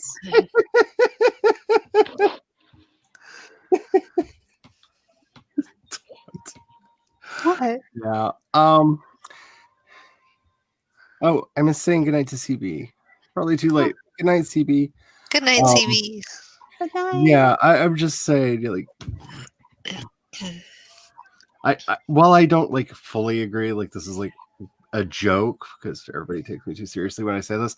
Like the most true thing that I've seen is, wow, in one episode, Supernatural became a 15-year-long running hate crime, and yes, yes, I feel it. I feel it. It's only 10 years. Well, 15 seasons. But I'll give it to you. But I still like season 5. Yeah, don't even get me started. Because I literally could go all night. But I will say the only Supernatural thing that I have is my little moose here, because this was given to me by a certain Crossroads devil, because I thought that, and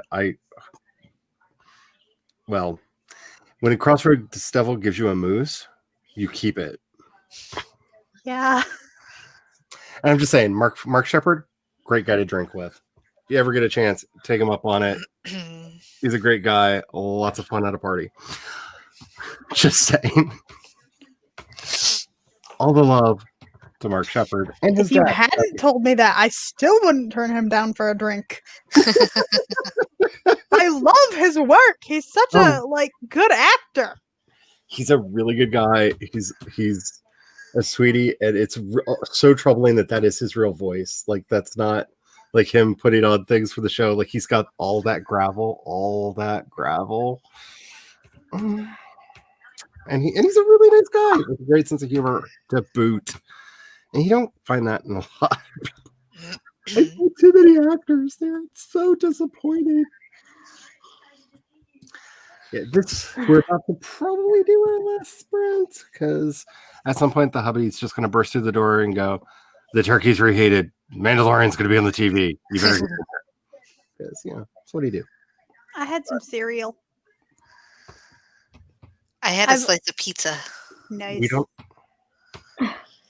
We don't allow ourselves to keep cereal in the house.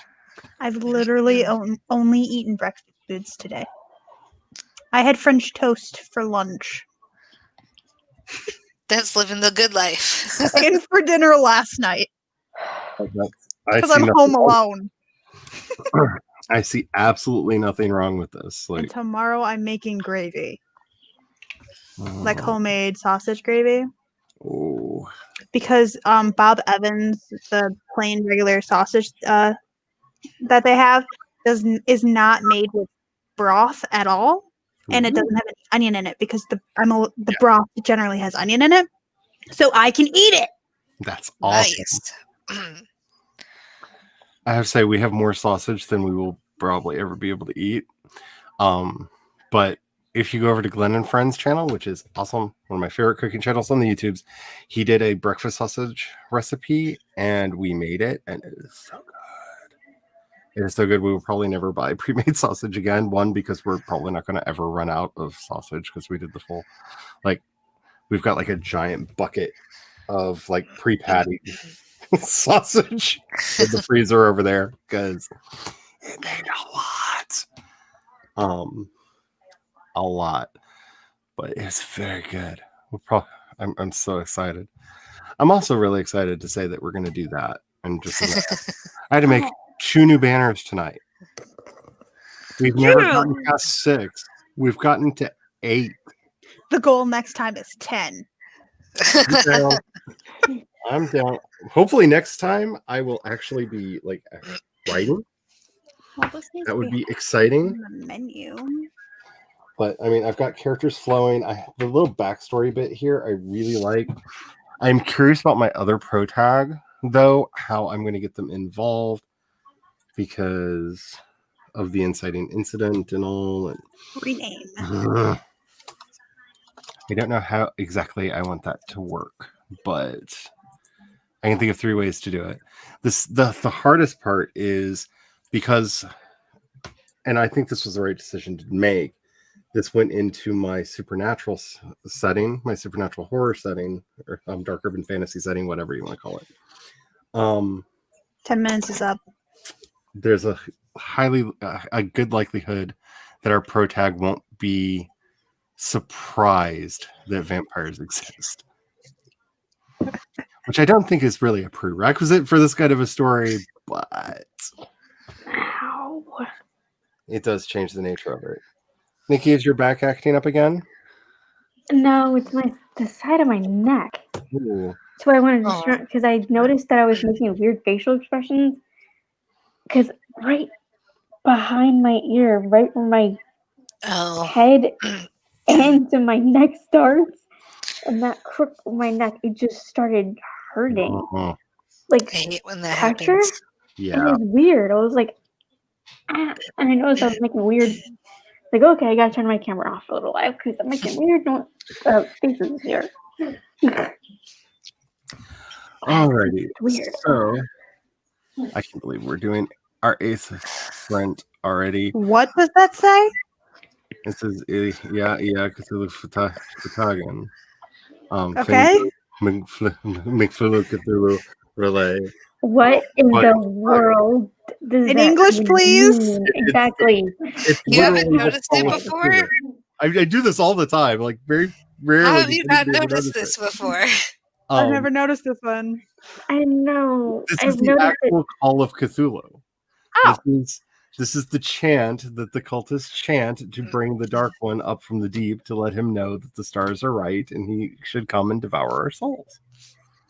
Because honestly, if 2020 has proven us nothing, it's the Migos have gone back into their dark slumber and it is time for the seas to open up and the Dark One to rise and just take us. We're ready. I'm done. Just come on. Shouldn't we be saying the exact opposite? No. Considering all the crappy, Oh no, it wouldn't be crappy. all the 'Cause, like, we crap would all we've been become through. one with the atomic horror at the center of the universe as we all just danced around to the thrumming beat that keeps the Dark One Azathoth asleep so he doesn't bumble around and accidentally create a second universe again. I love Lovecraft stories. They're so uplifting and happy. I just noticed that the chat exploded. I don't know if you all were chatting while we were chatting or what, but there's like 12 new messages over there. Ooh, that sounds like life goals right there. Lots of solid and because Yummy. I'm excited about the turkey. Get back over there to the turkey. But honestly, It's the pie. You want the that pie. apple pie. I want that apple pie. I want it. I feel cheated that we didn't make petty apple pie. So I might have to do that. So, oh darn. Oh, darn, more pie. Apple pie.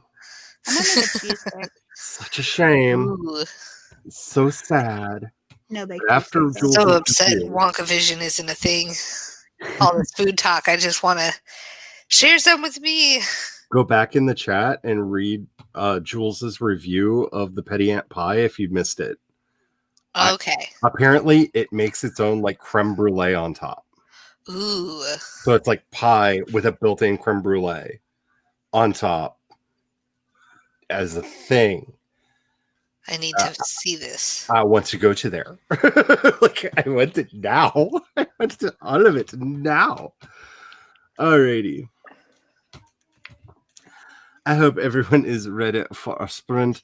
I am going to uncover the face for just a moment because I feel weird like when we're still in the talkie talk having somebody hidden behind the like banner because it's smart enough to know to raise everything up except for when you go into this mode. Things I need to fix. All right, 20 minutes on the timer. I'm going to continue working on this sad backstory because it's not a real vampire story if there's not a tragic backstory for our vampiric heroes. Right? Unless they have a hilarious backstory. Well, see, It's I know- either hilarious or tragic. There is no That's true. normal. it's just I know exactly where all of our characters need to be for the story to start, and so I've got to figure out like why did Jensen do the bad thing that he did? Why, Jensen? Why did you do the bad thing that you did? Nietzsche at least tried, for God's sakes. Anyway, make sure that you're hydrating. Make sure that you're doing your stretches. Make sure that you're showing your devotion to the Elder Gods gang because I missed Austin this week, and she needs all the shout outs and love she can get. Alrighty, let's just do it. I was gonna like full on countdown, but like honestly, my mind's already over here, not over here. Sorry, I love you all, but like Just hit the button. we're writing now. Bye. You guys are so goofy.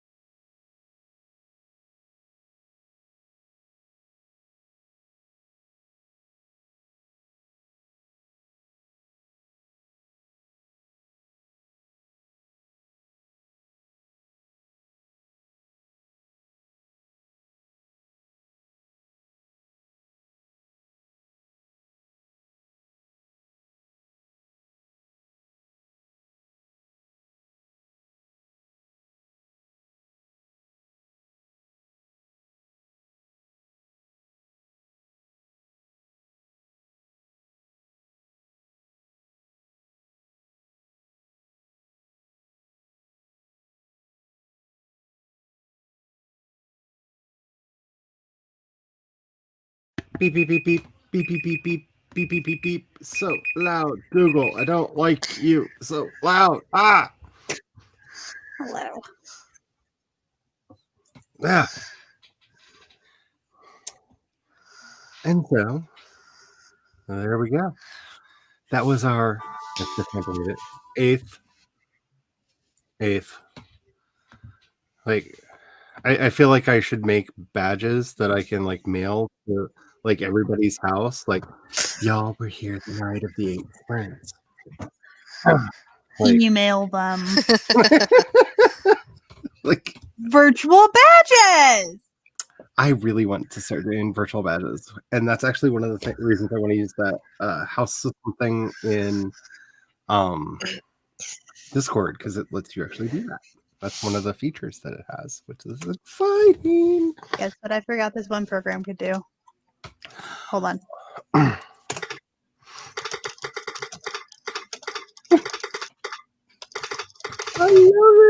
love it.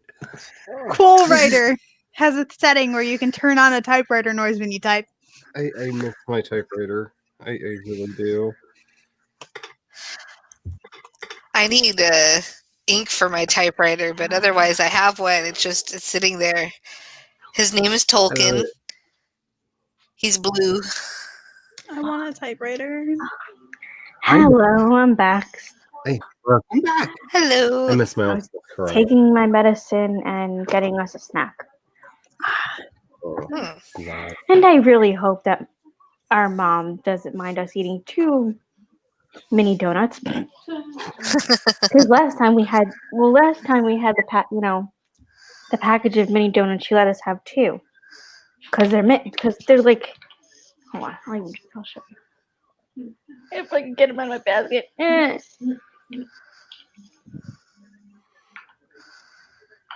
Oh, nice. They're that small. So Yeah. I figured I didn't even really ask them because they said yes last time. Hmm. So I'm like, okay, we'll just, I want donuts now. No, I have pie. I have pie. Oh, No, sorry. you have pie. Chocolate donut.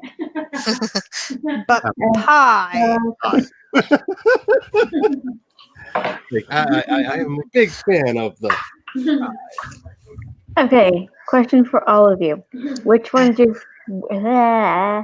what kind is your favorite kind of pie? Ooh. That really depends on my mood. And no, it really does, because like right now, That's what Lindsay's saying. Lindsay's saying, I have several. I'm all about the apple pie. But like, if all pie in the universe was going to be destroyed, and only one kind of pie were going to be left in existence, it would have to be pecan pie. Hmm. Because I know of nothing else that tastes like pecan pie, and all of the other flavors I like in pie I could find elsewhere.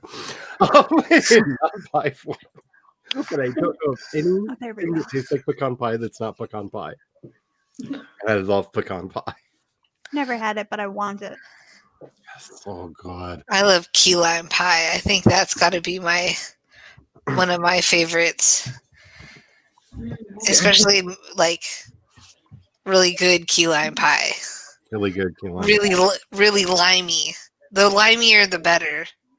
And especially one that's actually made with key limes and not Yes. just made with general limes, because there's a difference. so weird. There is a difference. There's a big difference between the two, because if you ever wondered why the limes that you see in most places look like lemons, it's because they're actually half breeds between lemons and limes, Oh, I because did not they're know bigger and they're more shelf stable, and they actually taste more. That's why it's also hard to distinguish the flavor between most limes that you find in the lemon, because they're crossbreeds. That does explain why my stepmom gets the small limes. that. Hmm. Because real Because limes, she puts them in water every day. are generally smaller. They also have a much thinner skin on them, so they bruise easier and they don't travel as nice. Gotcha. One of the things that once you start working in food service that you learn very quickly is most of the foods that you eat are lies. Like, I would bet money no one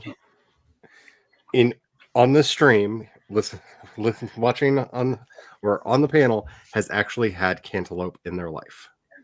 You may have had something that was called a cantaloupe. I've But had muskmelon. It was a muskmelon, which is I- often sold as cantaloupe. Like, I cantaloupe, wonder if I've had cantaloupe then. I don't know. it's it actually the flesh is the same color and a similar texture, but it's a lot sweeter, and the skin is actually smoother. The skin is much. It's Oh, I might have between, actually had one then. yeah, it's somewhere between what you would think of as a cantaloupe skin and a like a honeydew. It's a bit smoother to the touch. Then I think I actually have had it before. Yeah, very few people have. And again, the more you go into like various things, you start realizing, oh, I've been lied to like my entire life. That's how it is with most things. Yes. Okay. You're just randomly gonna hear that ting. So I'm trying to figure out exactly what like the background drama is, because it's gonna be background drama, and how it might connect or not connect with any of the other storylines that are going on in the setting. And I'm really getting excited to actually start writing the story. I have, I think, one more character that has to have a name, because I don't have the other protag named for the first couple. But that's something that can Gender. See, that's the big question, because this is where my personal desires and profitability start fighting against each other. Because if I want to make the most money, then my protag should be feminine, and this should be female, and this should be a het romance, because they make crazy bank. If I want What to if you never tell them that they're transgender? the lady is a trap. So if I follow my heart- if I follow my heart, then they would probably be then a little bit and still like sell out to make money. Then it would be an MM romance, because MM romance sells like crazy, especially since women have found out that it exists. This really started going up.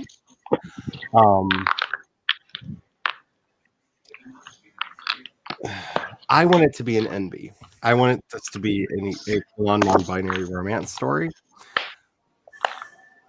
But I know that makes its marketability like this. Mm. Because, that's going to be problematic. And so, like, it's one of those moments like, do you listen to your heart? I mean, the fact that the second book, I'm already looking at doing that AIDS romance story that I've been like, that's already going to make it interesting to sell as a series. And I don't care. I think it's a fun story, because I think that's the thing. Like, as long as the story's good, it should be fine. And I kind of want to make it an NB, just because if I can get readers, then if I can pull it off, people will be like, "Oh my goodness, I just read a non-binary romance story that was really interesting," and people will be like, "A what?" And then that then becomes like a marketing thing that it can build off of. See, these are things like I don't like thinking about before starting a story, but like I know if like I like follow my heart and tell the story I want to tell, people sell this many books. There's many people out there that will buy it, and I'm kind of okay with that. But But you also want money. I like But that. you also like to pay bills and I stuff. like to pay bills. So, but then again, there's also the thing that, like, if I write the non-binary character well enough, and the male love interest is hot enough, people will just read themselves into it, and I might have like cracked the code for like the ultimate selling romance novel, because people might just use the NB as a blank slate to insert their gender into it. Romance them. And it's a head book if you want it to be a head book. It's an MM romance if you want it to be an MM romance. It's everything. No. Megaverse. It will never be okay. There will be no ABO in this entire thing. Wait, so you're just gonna write a self-insert? That's basically what you're gonna do. No, that's not. No. Well, that's how you just described the marketing for it. I think that that's probably how people might read it. The last story that I wrote had a non-binary love scene in it, and it was very interesting when I got the feedback from it, because everybody kind of imagined their own selves in the roles.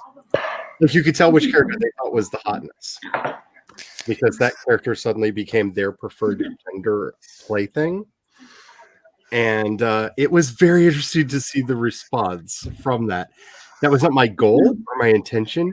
It was a very interesting thing to see in the feedback that I got from it. Because when you're not using those horrible romance words like throbbing and heaving, because they just make me want to like upchuck and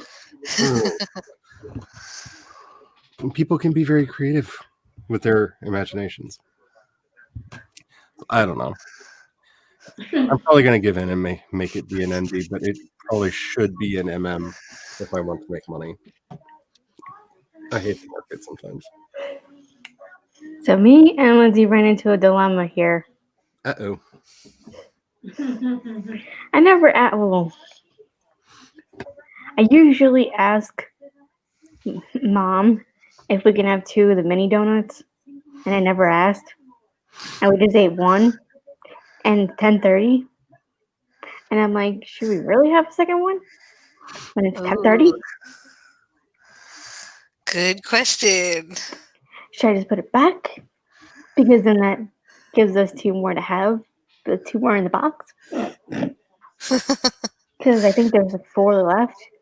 I just want to explain something to Doesn't you. there be 6 left? I don't You're know. asking the wrong person.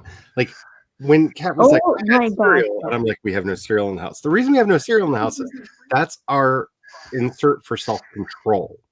We just don't buy it. If we don't buy it, we don't eat it all. So we just don't let ourselves buy it because we're bad at it. And yeah, I am not qualified to do anything but say, I want some Baby Ruth flavored ice cream. Like, I did not know that existed This is a thing. And- Cool. until I saw that in the chat, and I was like, I mean, cool. she usually lets us anyway. Like the last batch we had, she usually lets us anyway. So it's like, I am not giving advice on this one. I am not qualified because I'm not qualified. I don't actually know your family. Yeah, no, I don't know. I can't help you.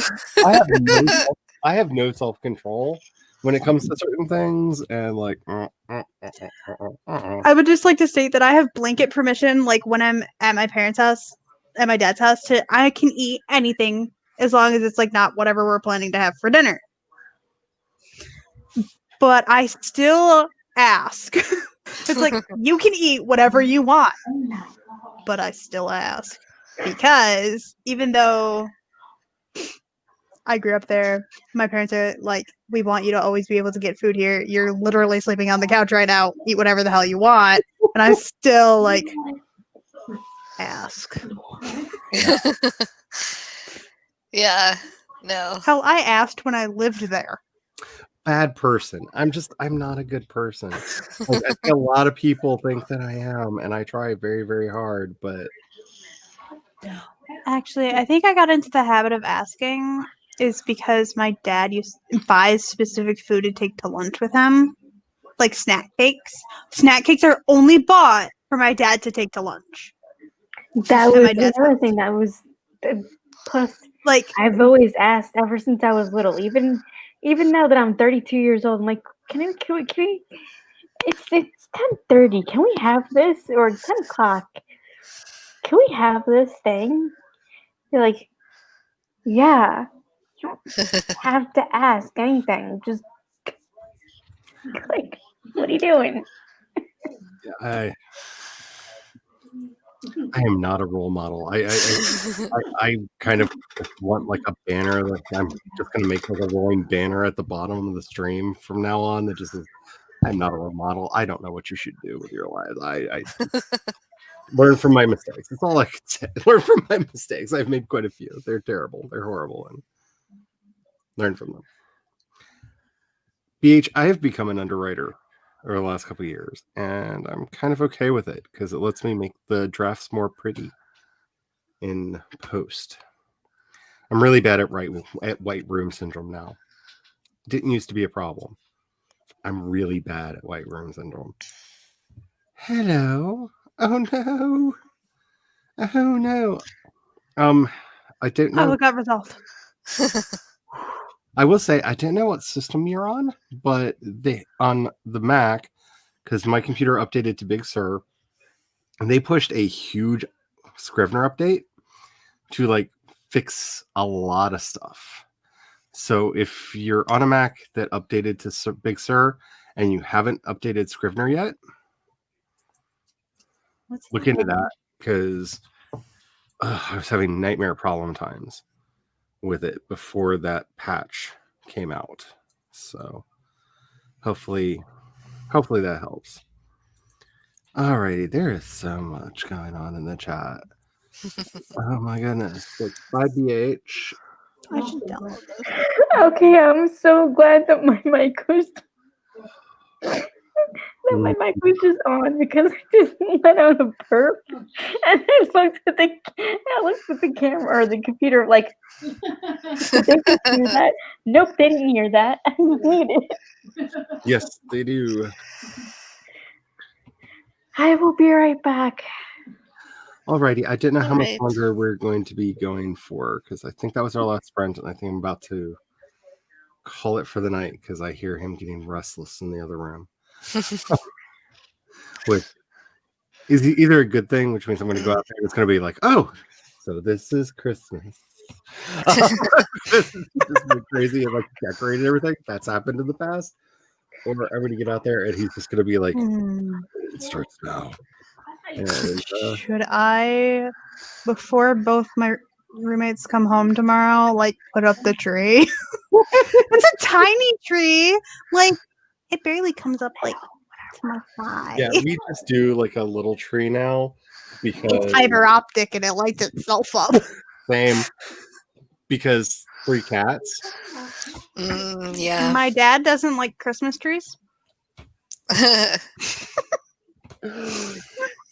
love your father so much. Works on a Christmas tree farm and he hates Christmas trees. Oh But my- my dad brought a Christmas tree home every year just because I wanted one, even after like my mom and him divorced and my sisters weren't there or anything. So he still brought me home a tree. And then it finally got to the point where my stepmom was like, why don't we just buy a fake one? And then you don't have to worry about breaking out in your own house. Or cleaning it up. You know, Maggie, that's probably what I'm going to do because I know the book that I want to write, and I'll probably just do that. And then, see, I don't know how many of the kind of book that I'm wanting to do have ever been tried. So, you know, I could be pleasantly surprised when it goes out into the market. I don't know, but I just know that, like, especially if you're writing romance, like, it's all about them taut chests. Like, you just like you need the like packs for days, and I'm just like, I'm fine. Like, I'm sorry, but are they supposed to have the boobs that big? apparently. Their boobs are not supposed to be bigger than mine. I'm just saying. Jason and I remarkably have like very similar taste in the men's, and I'm just like, I find it so hard to find romance books that like the covers don't ruin it for me, because I'm just like, I can't ship these people. Like, yeah, like they're sticky, because like they always oil them. Like even if they're paintings, they look oiled down, and I'm just like, I don't need two sticky people like off of each other, because like no. And so like, yeah, I ended up reading a lot of like het romance just because there's more variety there, which is sad. I'm just saying, it's sad. It's kind of one of the reasons why I want to actually start writing some. Now that's living the best life. Yeah, that's how you celebrate right there. Yes, we have, and welcome back. See, I want to get like a little mini tree to grow back here, but So you could technically get a small pine tree. I highly recommend. Oh, what are they? They're. I'd have to ask my dad. But there are some that have very soft pine needles, even when they're firm. They're still very soft. So one, they wouldn't cause damage to you if you touched it and had to move it. But also, they're firm enough and pokey enough that they will bother the animals, so that they won't mess with it. But it's soft enough that it won't actually cause any damage to anyone. Because I have literally gotten pine needles stuck into my skin. Which is how my dad has like hundreds of little needle pokes from pine needles. Yep. Where there's tiny little drops of blood. But there are some good pine trees that you can actually grow in your house pretty well.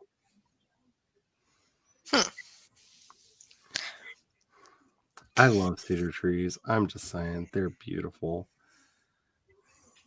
Can you tell I was raised by somebody who works on a Christmas tree farm? See, I tell myself every year that I'm going to try to do a bonsai, because apparently the kind of maple tree we have in the yard is very good for doing bonsai with.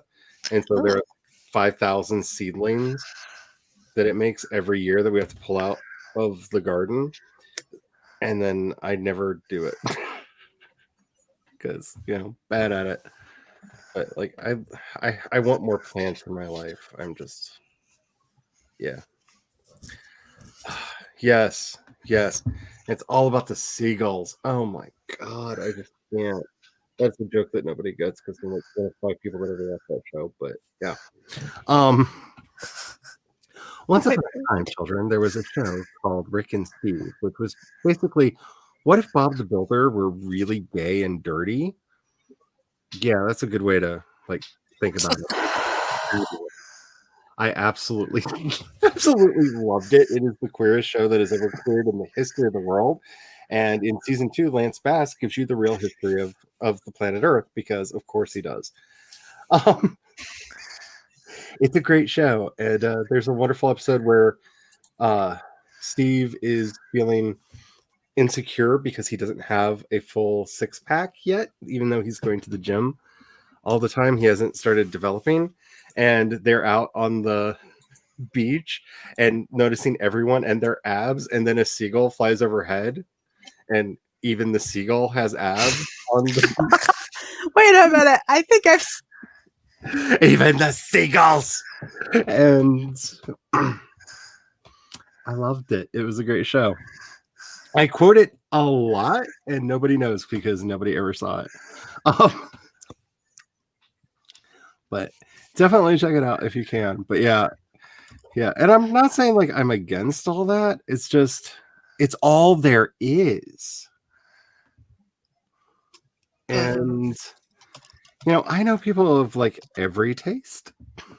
Like, you can't tell me that the only people that read romance novels are looking exclusively, like for that. Like, I wonder what the market would be if you actually tried to serve other parts of it. Yeah. How many people are just like doing what I do and buying other books because that's all you can find? Christmas cat. By the way, I just finished watching a video the other day on the Yule Cat, which is terrifying. If you don't know, just look up Monstrum Yule Cat. It's here. I'll just put it in the chat. I'll put the video in the chat. It's a legend I did not know. It is terrifying. It is definitely a thing that should not be. There are a lot of things that definitely should not be. Mm-hmm. It's apparently a giant cat that would like torment and eat bad children. No, stop talking. All right. And it's giant and cute and fluffy and like watches you, and if you're naughty, it will like pull you out of the house and eat you. Merry Christmas. Okay. I love that. I'm just like, okay. All right. There's the I just put the link to the video in the chat. If anybody wants to know about a Christmas critter that I had not heard of before, that woo, that's a fun one. Like that one, like Krampus, I think is funny. The Yule Cat actually kind of freaked me out a bit because it's kind of like, it reminded me of, because of its size, I think, of the cat bus from my neighbor Totoro. Oh, I love the cat Or, bus. like, what if the cat bus were evil and hunted down naughty children? And I'm just like, Night, no! night, naughty children. Don't do that, no. But yeah, it's a thing. Yeah, like Father Ted. I quote Father Ted way too much. There are a lot of things that I quote that I've had to correct people because they've tried to attribute them to me, and they don't understand. Like, I am basically the queer version of Abed from Community. I speak in pop culture. Most of the thoughts that come out of my head are a reference to something else. My originality is highly overrated. That's not the button I wanted to click. Yeah, I had somehow missed this video. And I'm glad that I got it. But yeah, it's a very good channel. Tool Time, but Gaypalooza. Yeah. Definitely, if you can find Rick and Steve, it's worth a watch. If for no other episodes, then RuPaul guest starred on their obligatory Let's Do an Episode About Race one. That is the funniest and most relatable queer community discussion of race I've ever seen in anything, in a silly, stupid half-hour comedy with puppets that do naughty things to each other in it. Like, those should not go together, but they do. Really funny. Loved it. And the episode where they introduced Steve's parents to their neighborhood, and they get very confused by a leather bar. That was a good episode. It was a very good episode. I'm just saying. His mother had very interesting thoughts about owning people and carrying them around on leashes. Just saying. It was a fun episode. Yeah. Especially song lyrics. My friends and I used to play a game where you weren't allowed to speak if you didn't quote the line of a song, but the song that you quoted had to fit like in conversation. Like, you couldn't just quote random songs at each other. You had to continue the conversation. And we would often limit it to a particular artist or songwriter to make it even like more painful to do. Very fun game. Yeah, that's very much how I do things. Yes. Yeah. The monster videos are really good. I just didn't know about the Yule Cat. I had no idea that the Yule Cat was a thing until recently. And then went, I need to write a horror story about you. How did you, like, oh, creepy, evil kitty, her of death. Anyway,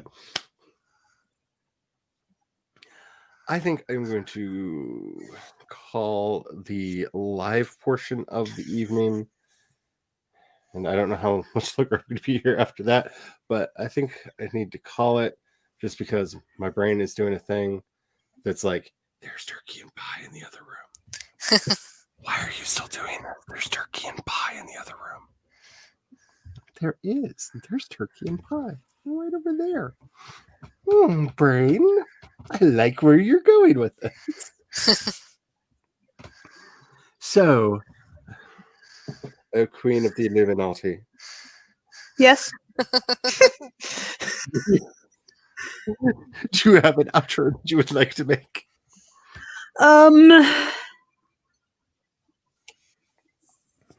Yeah, you can. I do.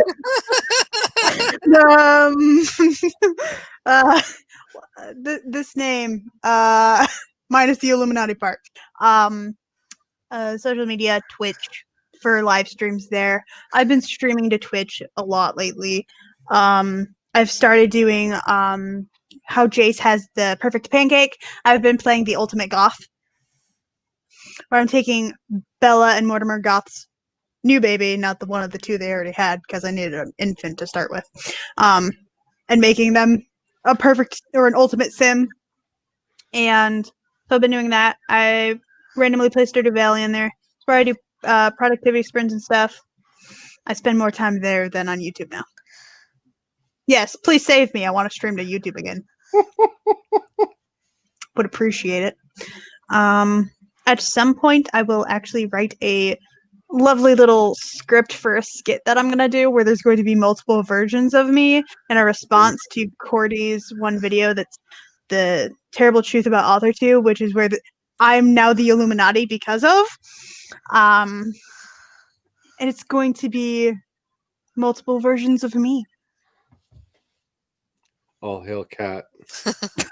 Because also, funny enough, Jace is the Matrix in it. So basically, Jace made the world we live in, the simulation we live in, and I run it.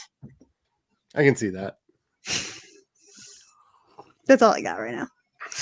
Wait a minute. Does that make wouldn't that make Meadow the Oracle then? Because if he runs the Matrix and you run it, that would make you the architect. So would Meadow then be Agent Smith or the Oracle? I don't know. Because Meadow wasn't involved in the video. So now we have to apparently I know we have to crack the code. Gonna have to draw a triangle on my head, aren't I?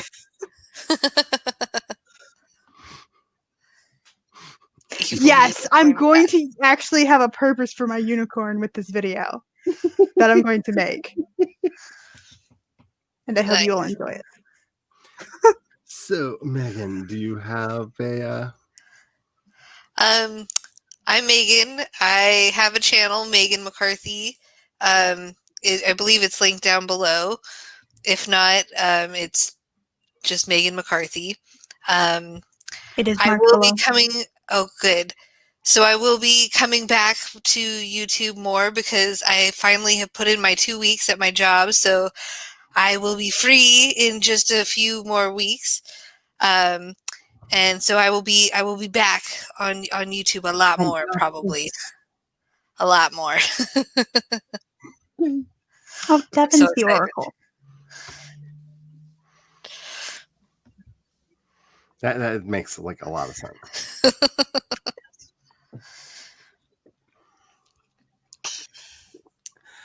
Nikki usually does sprints on Saturday. I don't know if she's doing them this Saturday or not. I didn't see them on her channel. Nikki's trying to plan a 10K day. I don't know if a day has been selected for this. The last I saw, they were debating between Saturday and Sunday. Possibly this weekend. We do not know. We can So- confirm later. But be on the lookout for notifications from Nikki, Yes, that way. which is her channel is Nicole Swanson. hmm One word. May or may not be linked below. I don't think it is. I don't know. It's I'm bad not. at it. I need to That's fix it. all that because I have unfortunately put my link list in 6 different places. So every now and then it's right, and every now and then it's not because I'm too If bad at it.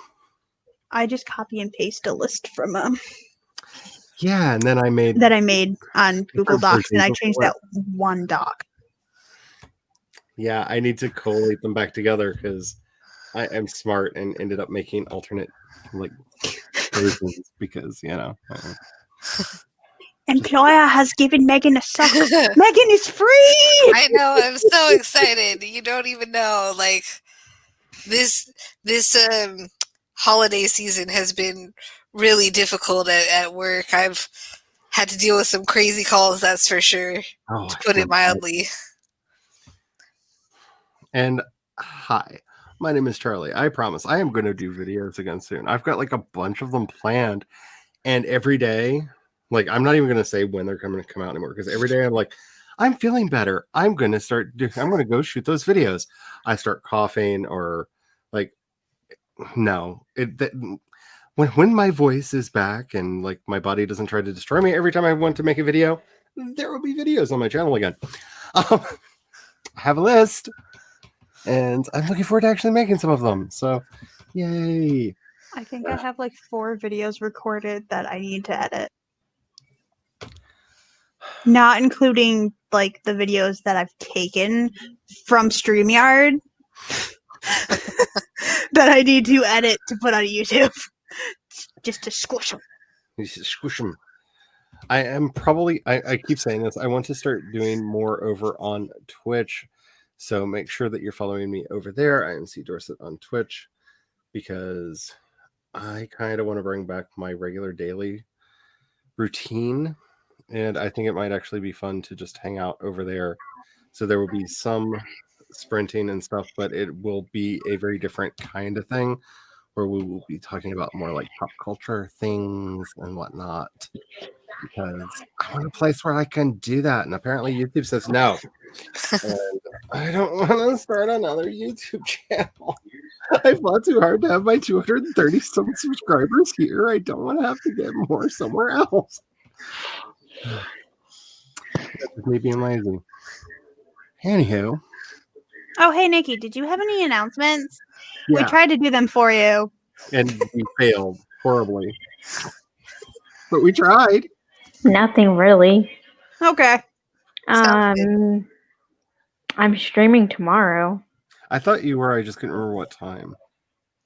at 2 Eastern Standard Time. Nice. All right. Oh, And I just remembered I forgot that I haven't done vlogs in a couple days. Nano Oops. vlogs. And fine. If you two did. Yeah. There's so many videos that I want to make, and we'll see if I actually get around to doing it. Especially now that I'm not tying myself to word count numbers. I don't feel as guilty working on video concepts and audio concepts and pictures and stuff. So that's an interesting thing to know about my own head. Alrighty, I hope that you had fun and got a lot of work done. I did. I'm very excited about where my Trampire series is going. I think this is a really good story. And yeah, I don't know if you saw, but the Cheeto in Chief got laughed out of court today by a 3-panel judge, 3-judge panel.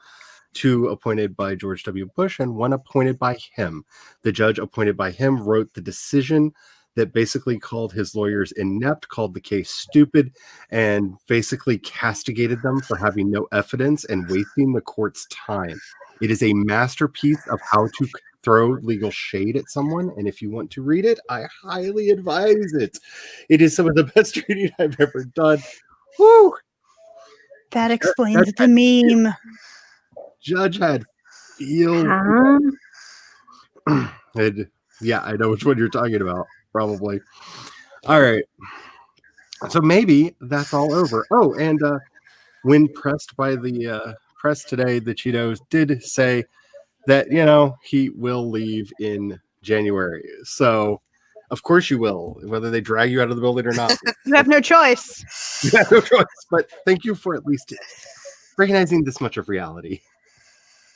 Recognize more. Anyhow. Yeah. Were we talking about? Oh my God! Were you talking about Trump? Mhm. Yes, the Cheeto. Yes, the Cheeto. What? I'm confused. It's all right, but Because he looks like a Cheeto, kind of. oh yeah, He's all yeah. orange. Orange And, baboon, orange Cheeto. And honestly, every time I see him, I Moron. just hear Randy Rainbow's Cheeto Christ Superstar in the back of my head, which is, I never sleep. it is a great song. It's wonderful, and I love it. Sorry, I was responding to Lizzie. Oh, so you're saying the judge laughed at him? Alrighty. Yeah. Anywho, We're remember, leaving now. yeah, things are going to be difficult no matter The what happens. boiler effect never happened. Yeah, the boiler effect never happened because we're productive today. This You is want me a Wow. record. to outro? I can play it instead of the outro. Sure. All right. So, because it'll be fun to put the thingies on top of it, because that'll crack me up. Anyway, where am I going to put my face? Anyway, sorry. What? I'm thinking of the end Yes. card. Anyway, make sure you're taking care of each other. Be out there. Be loud. Be proud. Remember, Black Lives Matter. Black trans lives matter. Trans identities are valid. We need to stand up and continue to fight, because even with a different president in office, that's not going to magically make anything better. We're still going to have to fight for everything that we need to do in this country. And until next time, may you have the courage to ride your dreams into reality. And don't forget to have the fun. For now, It took the eyes of a child to see what we were blind to. If it wasn't for you, we would still be following every little rule in the book. Wait, is that bad? Because I love rules. We're instituting a new ship-wide mandate, and we're calling it the Boimler Effect. The Boimler Effect is about encouraging shortcuts and preventing people from just blindly following the rules. From now on, the crew can build in buffer time whenever they deem fit. Congratulations. Dismissed.